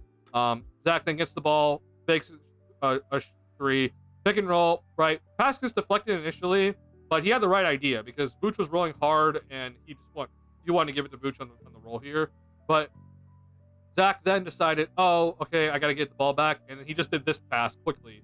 And Vooch went up and put it in. Like if Vooch has the man sealed, you got to give it to him, obviously. Like that makes perfect sense. Like I'm not saying don't do this.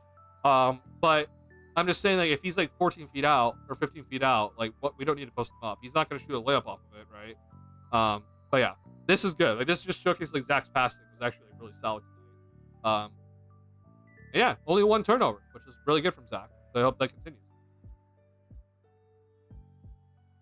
Lakers not taking threes is actually a problem for them. They have two top 10 players, and the lack of threes keeps them down. Yeah, it is actually an issue for them. But when they won the championship that year, it wasn't too bad for them. It was this year, right? I'm starting to blank what year it was. Oh no, it was 2020. Oh my god, yeah. Okay, this was the year they won the championship. But even this year, for example, they didn't shoot that many threes. Like they were still wait, where were they? Yeah, they were down here. Like yeah, like my point is though, like you're right. Like now, especially with LeBron getting older, like they need to shoot more threes. They don't have the personnel to do it though, which is like why Zach kind of made sense for them. But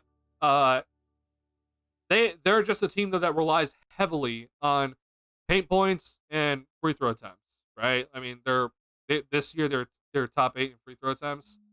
Last year, where were they? They're second, right? So like that's the other way that you can actually like keep yourself afloat, I guess, in a sense. But you're right though, Viper Strike. Like if they just had some 3-point shooting, like being mid in terms of 3-point shooting, right? Like if they just got like somewhere around here, then they'd actually be like a legitimate team. But they don't have that, right? Hence why it's always we gotta find a way to get the shooters to LA because that's what they do.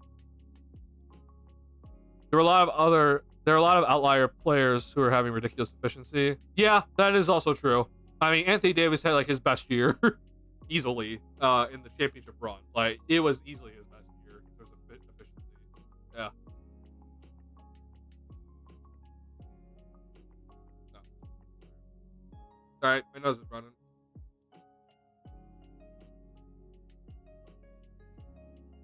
All right.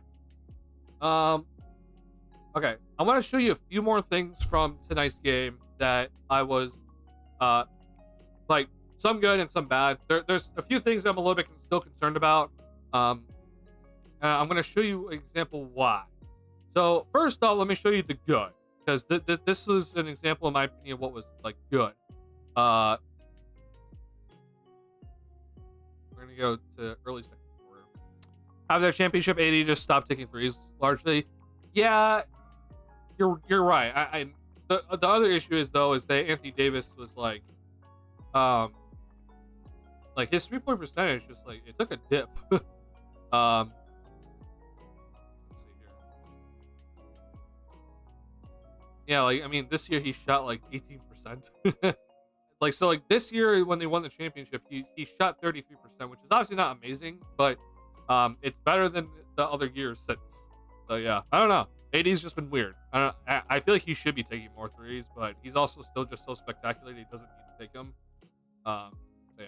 All right, let me show you. Let me show you something that I'm gonna say is I'm gonna put in the good category for tonight, because to me this is something that Giddey needs to do more of, and he has to knock it down. That's also important. I should mention. So you know I was pretty hard on Giddey for that play where.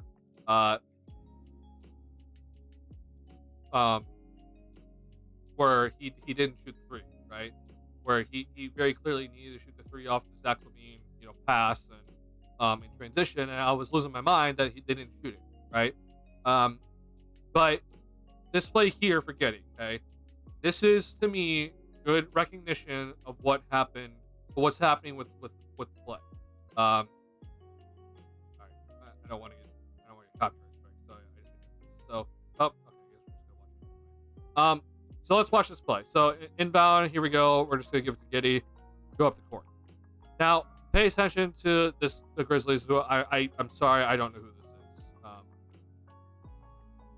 Grizzlies played. I think that's actually Conchar. That's John Conchar. So for Giddey, okay, for his next part of his game, that it has to come to this Bulls team, like. For him to be like a legitimate scoring threat, I'm not saying he needs to be like, an absolute like superstar scorer. I'm just saying he needs to be a scoring threat. He has to recognize when the defense goes under the screen and he has to shoot the 3 ball and make it, right? At least make you pay sometime, right? Right here, you see pick and roll top of the key. Vooch sets the screen. You're gonna see Concha's gonna go under. Because a lot of teams this year, just get ready for this. Get ready for every single team to go under on the pick and roll for Josh Giddey this season, okay? But because you go under, right? Look at the space. You have this much space between your defender and your shot. Giddey has to be knocking these down, and he knocked this one down. So first off, good recognition about the defender going under the screen and just pull up, shoot the 3 ball, right? But also good job knocking it down. More of this is good. However, when it comes to the rest of his shooting though tonight, Obviously, I showed you the play in transition that he didn't take the three, which was infuriating to me. But it wasn't great tonight. Like it really wasn't. It wasn't good to watch. And let me show you an example of where I was a little bit baffled with what was happening. So take this play for example. In this play, Levine is actually the we call it the initiator a lot. So he's the one that initiates the offense. He's in a sense he's the point in this play. And not unusual. We see this all the time from Zach, but also other teams. Okay, so this is down screen. Vooch come up. Vooch gonna set a screen. Zach's gonna come off the screen. Okay, it's pretty simple play. Nothing out of the ordinary. Nothing spectacular.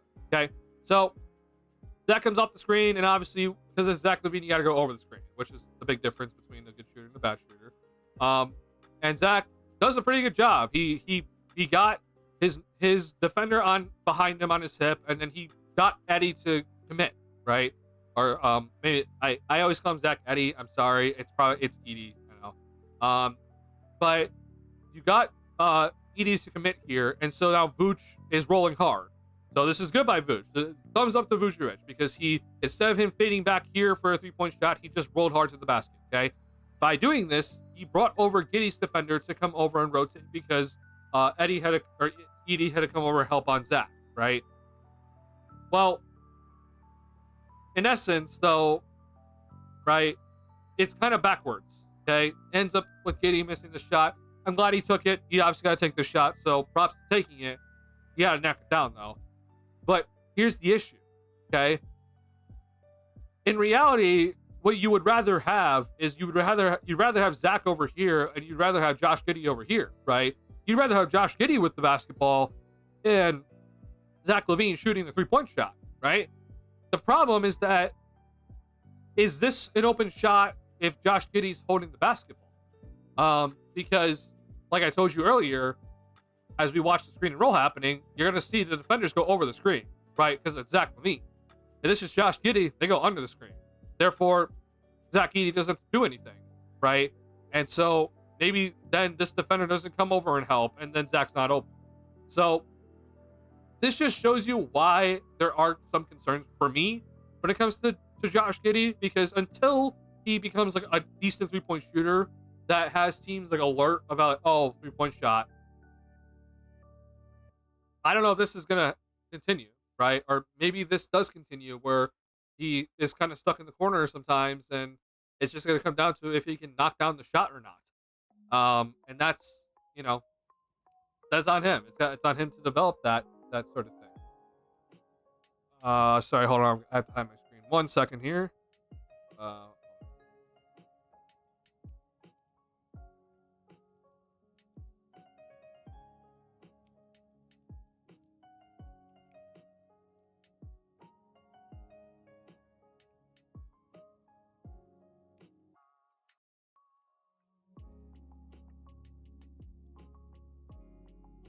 Sorry, trying to get my headset back on. So yeah, that's just something that I do have some concerns with Josh. Obviously, he didn't hit that shot, but I'm happy he took it. I'm just, it's something that he just really needs to work on in terms of making the three-point shot. Now, the other thing though is this: like these are some of the plays here I'm going to pull up that I was like, this to me is going to kind of determine if Josh Giddey can really handle like being the engine to the car for this team. So, defensive play, right? Terry, good job blocking it. Josh Giddey's running it, okay? So, I've been adamant about that. I think Josh Giddey, when he's right, and maybe he is still dealing with something here, but because he was injured, but when he's right, he uses his speed to his advantage because he is a tall dude, right? So he uses his speed and then he uses his height to finish over people. And him pushing tempo helps him get more looks and helps obviously then create shots for others. For example, here though, I love this. I love that he's pushing tempo. The problem is that he needs to finish this. To me, in my opinion, this is light defense. Like this wasn't good defense. I'm aware now that it looks like, oh, there's like 3 here, but Giddey got into the paint pretty easily. and he tried to like kind of like do this little fadeaway bank, and it didn't go well. So I'm hoping that this is maybe just more of like a timing thing that he just has to get down for the start of the year. But these are shots he has to make, and this is the reason why I wasn't too impressed with Giddey tonight, because he made these shots like more so, I guess, similar, not exactly the same, but made some of these shots against Cleveland. He didn't make these shots tonight, and he has to do a better job of it. So hopefully that's something that he does do moving forward. Let's see. THT has to make this. He's got a skill set that the Bulls need. He can get buckets. At this moment in time, I do think Taylor Horton-Tucker is going to be winning the last roster spot. I do think Benton is going to be weighed for it. At this time, though, it's only 2 preseason games, though, so we could honestly see anybody take it. But I do think that I am right now in favor of Taylor Horton-Tucker. Yeah. THT IQ is pretty darn good. Yeah, I've been impressed with THT. I'm really happy with how good THT has looked tonight. THT's like IO attacking the rim, but more of a bowling ball. That is actually a really good comparison. Io's, if you're not aware, I would assume is one of the best guards in the league in terms of finishing at the rim. He's very good at getting to the rim and then finishing over traffic. Yeah. THT, I mean, as of right now, I think he will be the last guy on the roster. And with all the injuries so far, then man, I mean, who knows? He might be in the rotation soon, because that's not ideal, obviously, but that might be the case. Yeah.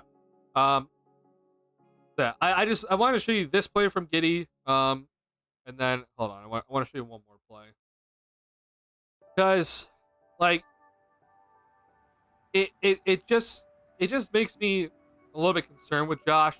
That if he can't get this right, then I don't really know what we're going to be doing with him moving forward. Because like I said, this is kind of on him. Like for him to actually be like the keys to the car for this Bulls team, it's on him. It's genuinely on him to be good enough.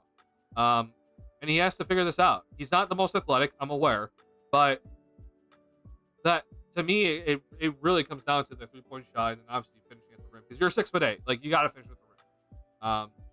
Him not finishing at the rim is just a major concern in my opinion. That hopefully as he gets stronger, as he's only 22, he'll figure it out moving forward. So I'm blanking on where this is. Maybe honestly I might forget about it.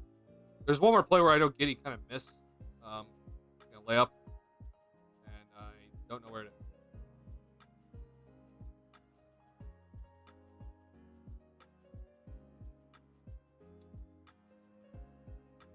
Oh wait, now I'm remembering. Was it this? Oh, I just want to look at this. And that's one of the areas that Billy Donovan wants to get better at. That was not it.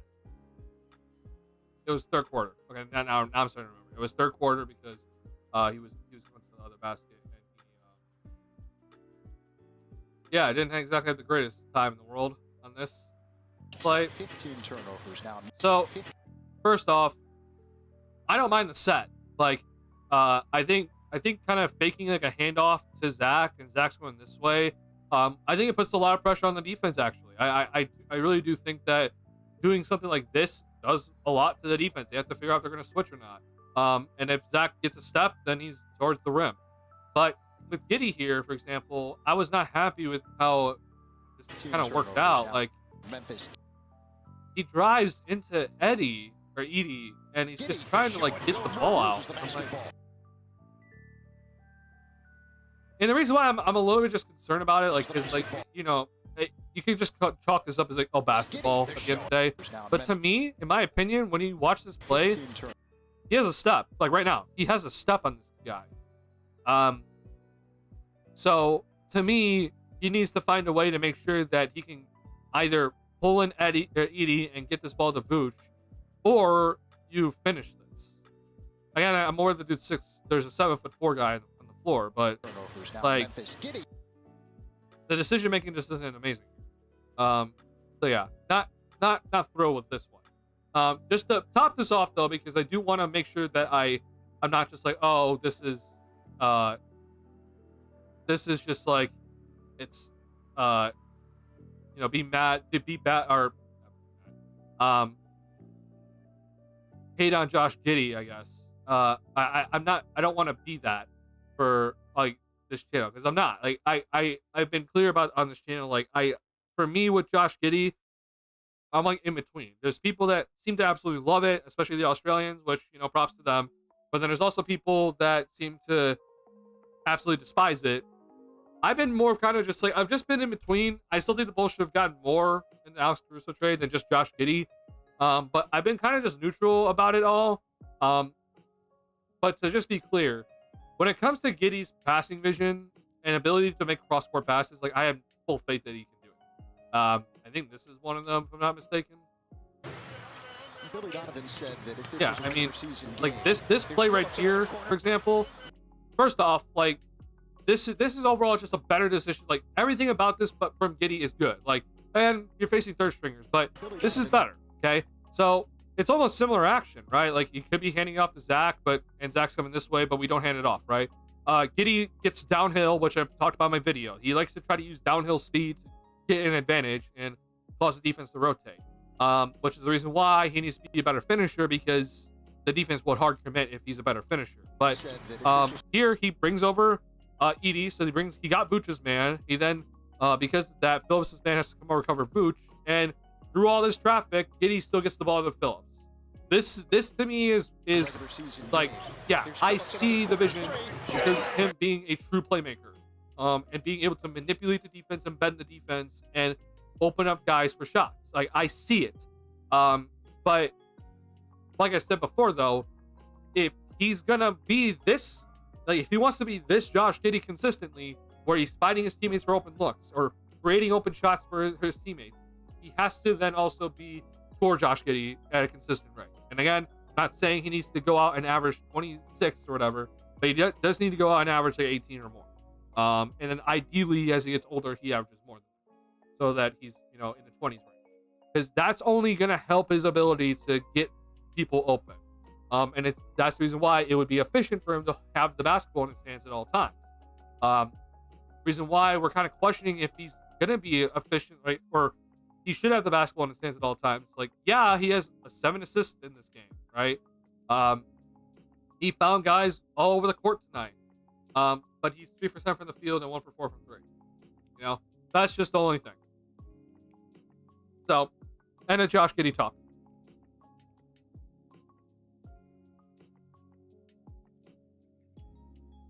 When he gets that low, both cores need to be filled for sure. Oh, for sure. Yeah.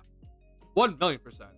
If Giddey does get the step on his defender and he is able to threaten, like, oh, I'm going to score, then you're absolutely right. Because he will find the players open in the corner, 99 times out of 100. Because he has that vision. He sees how the defense will rotate and react. My only thing, though, is that tonight we're facing against third string.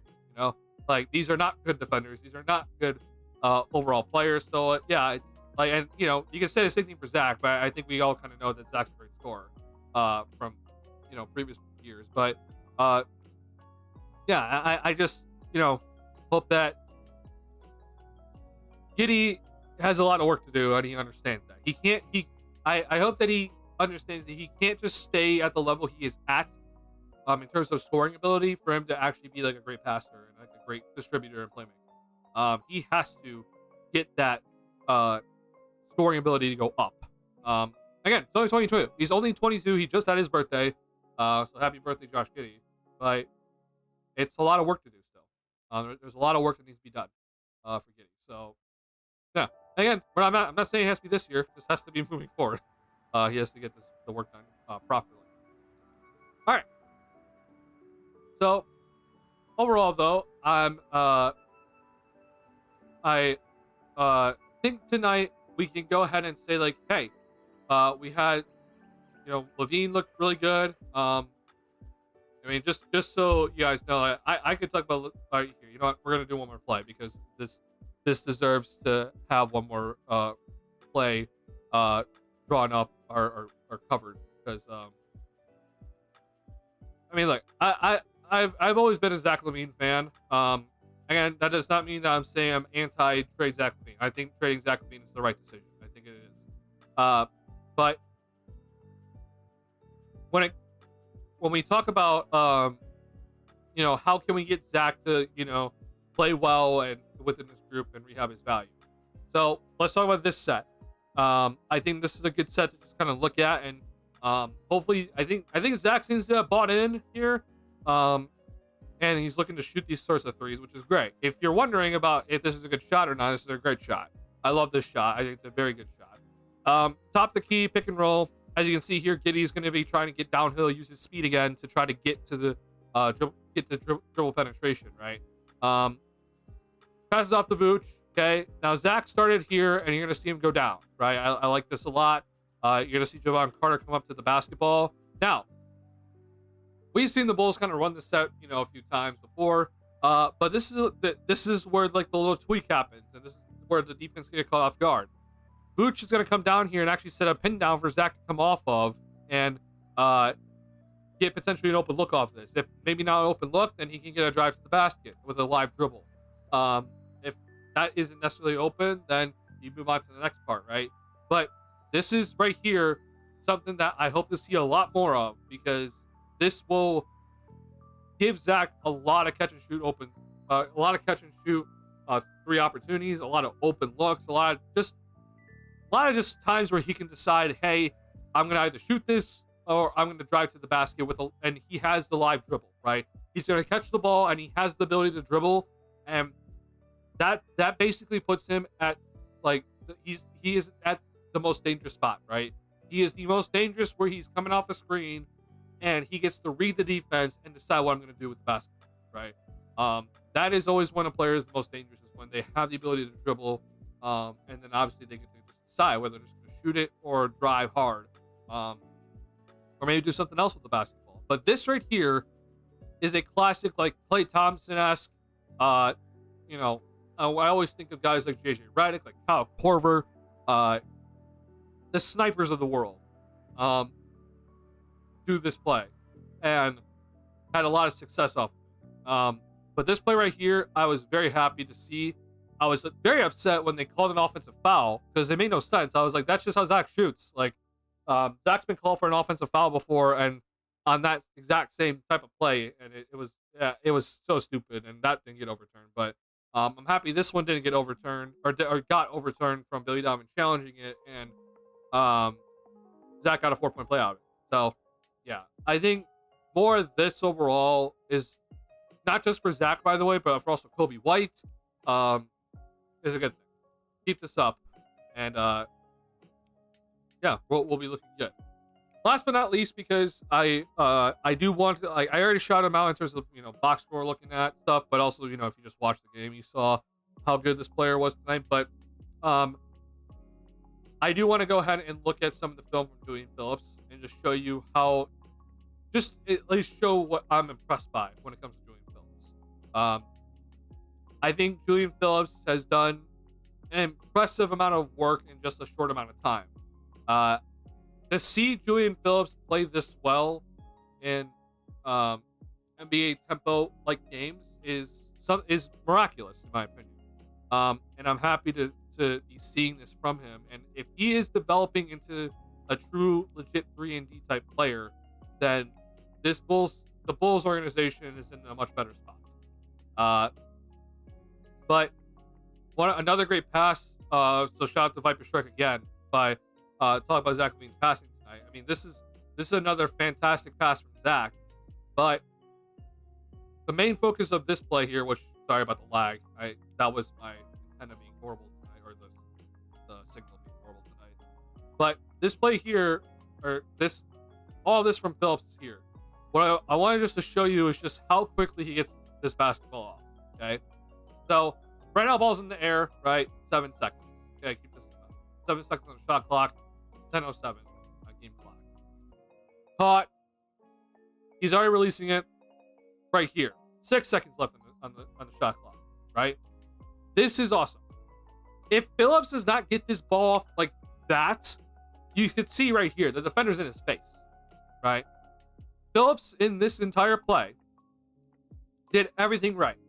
And I'm so happy to see that he is so confident and looks so quick with his shot.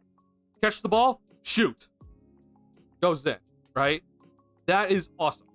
That needs to just continue with Phillips. And I really hope it does. With the way that Billy Donovan has brought him in early into games, off the bench, I honestly think that we're looking at a Julian Phillips in the rotation start to the year. Don't think he's not starting, but I do think that he will be in the rotation to start the year, especially because I think Donovan sees this more in practice than obviously we see in like a preseason, right? He's probably seen more of this or seen this all the time in the training camp that he's like, yeah, we trust him. And obviously Phillips is a great defender. His active hands is something to behold. But it's pretty good. He hit one. I might just be blind. Hold on. Really?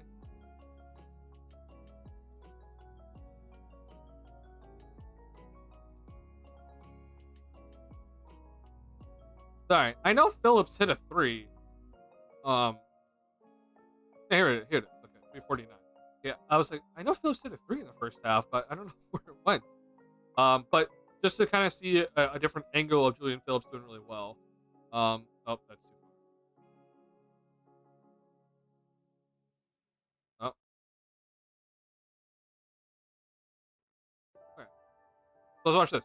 So, right here, it's similar idea, right? We're getting downhill, we're running, and good find by Terry in this play. But we run, and we find Buzelis, right? This is really good. This is a draw in the defense. And we see here that this guy has to cover both. He has to make the decision of like, where do I go? And you see he gets caught in between, right? So this is really good find, but good find by Dalen Terry, good extra pass by Buzelis. But once again, the ball right now is in the air, okay? You can't necessarily see it, but this is 18 on the shot clock. I know this is 19, but it's a little slightly behind. And we see here, shot is up at 17, right? This is just like, it is an immediate shot from Phillips. I remember when I initially did cover Phillips and kind of look at some of his film, I was questioning like, can that 3-point shot, like it seems to me like he was like a good free throw shooter, so I was thinking like, hey, this 3-point shot's gonna kind of maybe come around, but his stance looked weird. His it seemed to kind of take a little too long for him to get the shot off sometimes. But right now, man, when I watch him, like his base looks so much better. It's not like spread apart like how it was when I first looked at him, right? His when I initially watched Julian Phillips shoot, his feet were like basically like aligned, but they were like spread apart like past the shoulders. Now it looks like his foot is like his shooting foot is a little bit farther ahead, and he just has a better base, and he is getting the shot off immediately.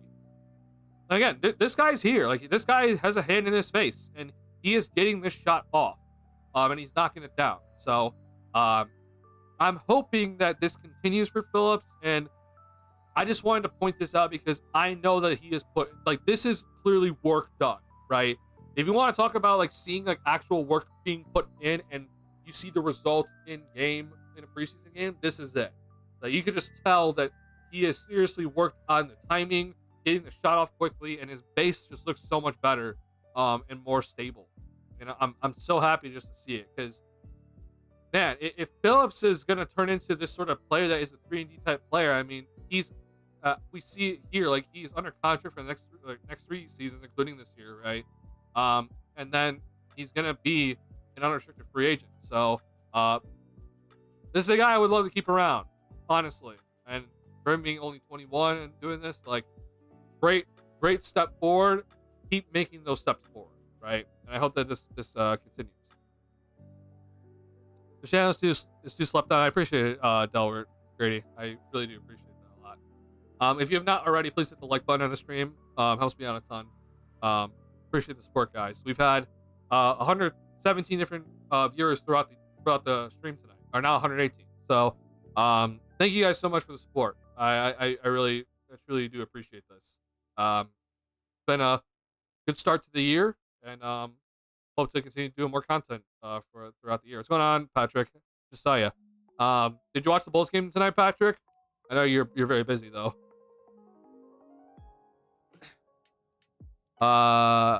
Adamson, Pat can't get those shots off. You're right. Pat, he might get the shot off, but it's the defender's already there and has contested his shot too much where it affects him. You're right. Pat needs to figure out a way to maybe speed up his shot. Yeah, for sure.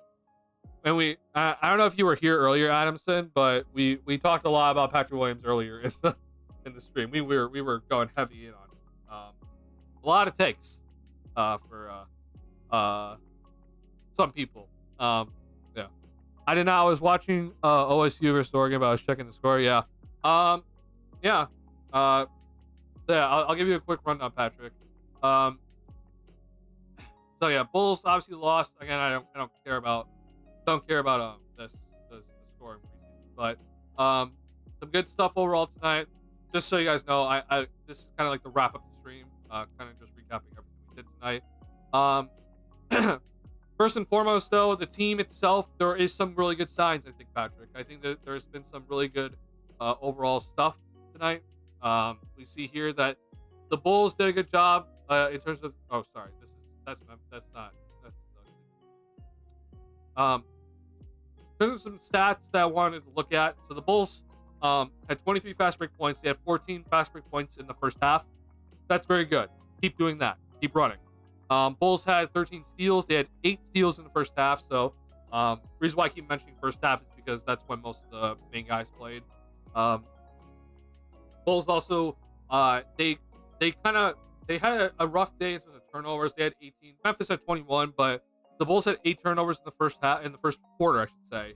They only had 1 turnover in the second quarter, though. So they kind of fixed it a little bit, but then it got out of control later on. But that was when, a bunch of the third stringers for this Bulls team. The Bulls shot 48 threes tonight, which is fantastic. This needs to continue.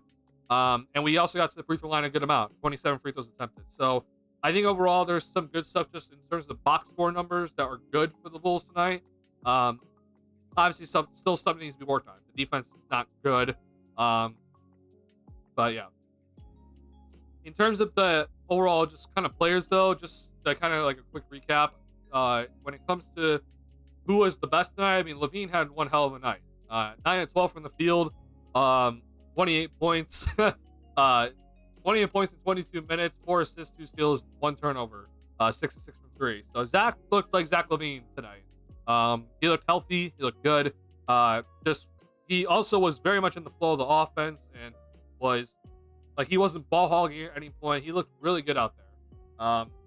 And he wasn't like getting his 28 points from like handling it all the time. He was just doing his normal thing, and he looked really good. So major props to Zach, and then Julian Phillips was the other highlight tonight. He played really well. He had 5 threes. At one point, he was 4 for 4 from 3-point line. He had some massive dunks as well. So Phillips, I mean, he was active all night. I'm shocked he didn't actually get a steal. He didn't get a steal tallied. I thought Phillips had many deflections though tonight. So there's some good stuff here. There's obviously some hard stuff to watch. Patrick Williams did not play too well. And I think that Buzelis didn't exactly have the greatest game either. He missed some shots at the rim and had some tunnel vision moments, but he's a rookie. Nothing to be too worried about. And Giddey wasn't exactly the best. Giddey had some good moments passing, but overall decisions were exactly amazing all night from Giddey. And yeah, so no Kobe White tonight, unfortunately, and there was no Jalen Smith tonight. So those are 2 guys that I'm really looking forward to see hopefully play in Milwaukee on Monday. So hope to see them ready to go. Kobe had a groin injury that they just set him for precaution, which makes a lot of sense.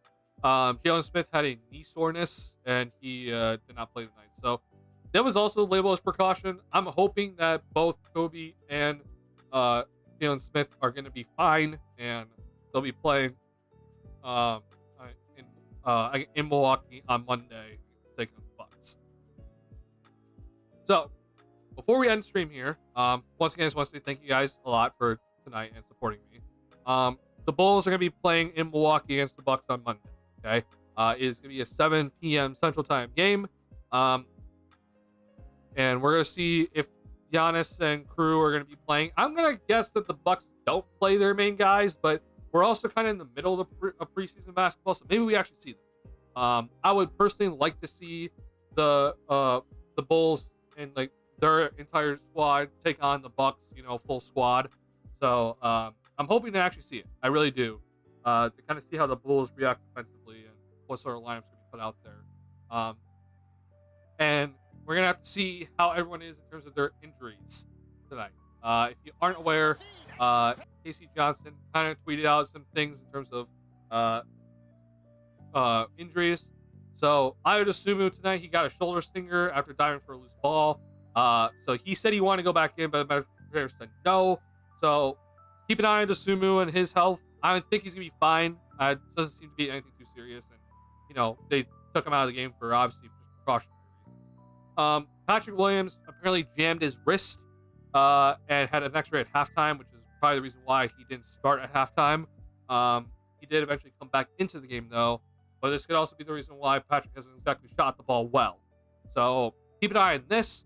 Kobe White missed tonight's game. Jalen Smith missed tonight's game. Taylor Horton-Tucker was also questionable for tonight's game, but he ended up playing, which makes a lot of sense. He's fighting for the last roster spot. Yeah. So I'm hoping that we're going to see everybody healthy and potentially even Lonzo Ball playing on Monday.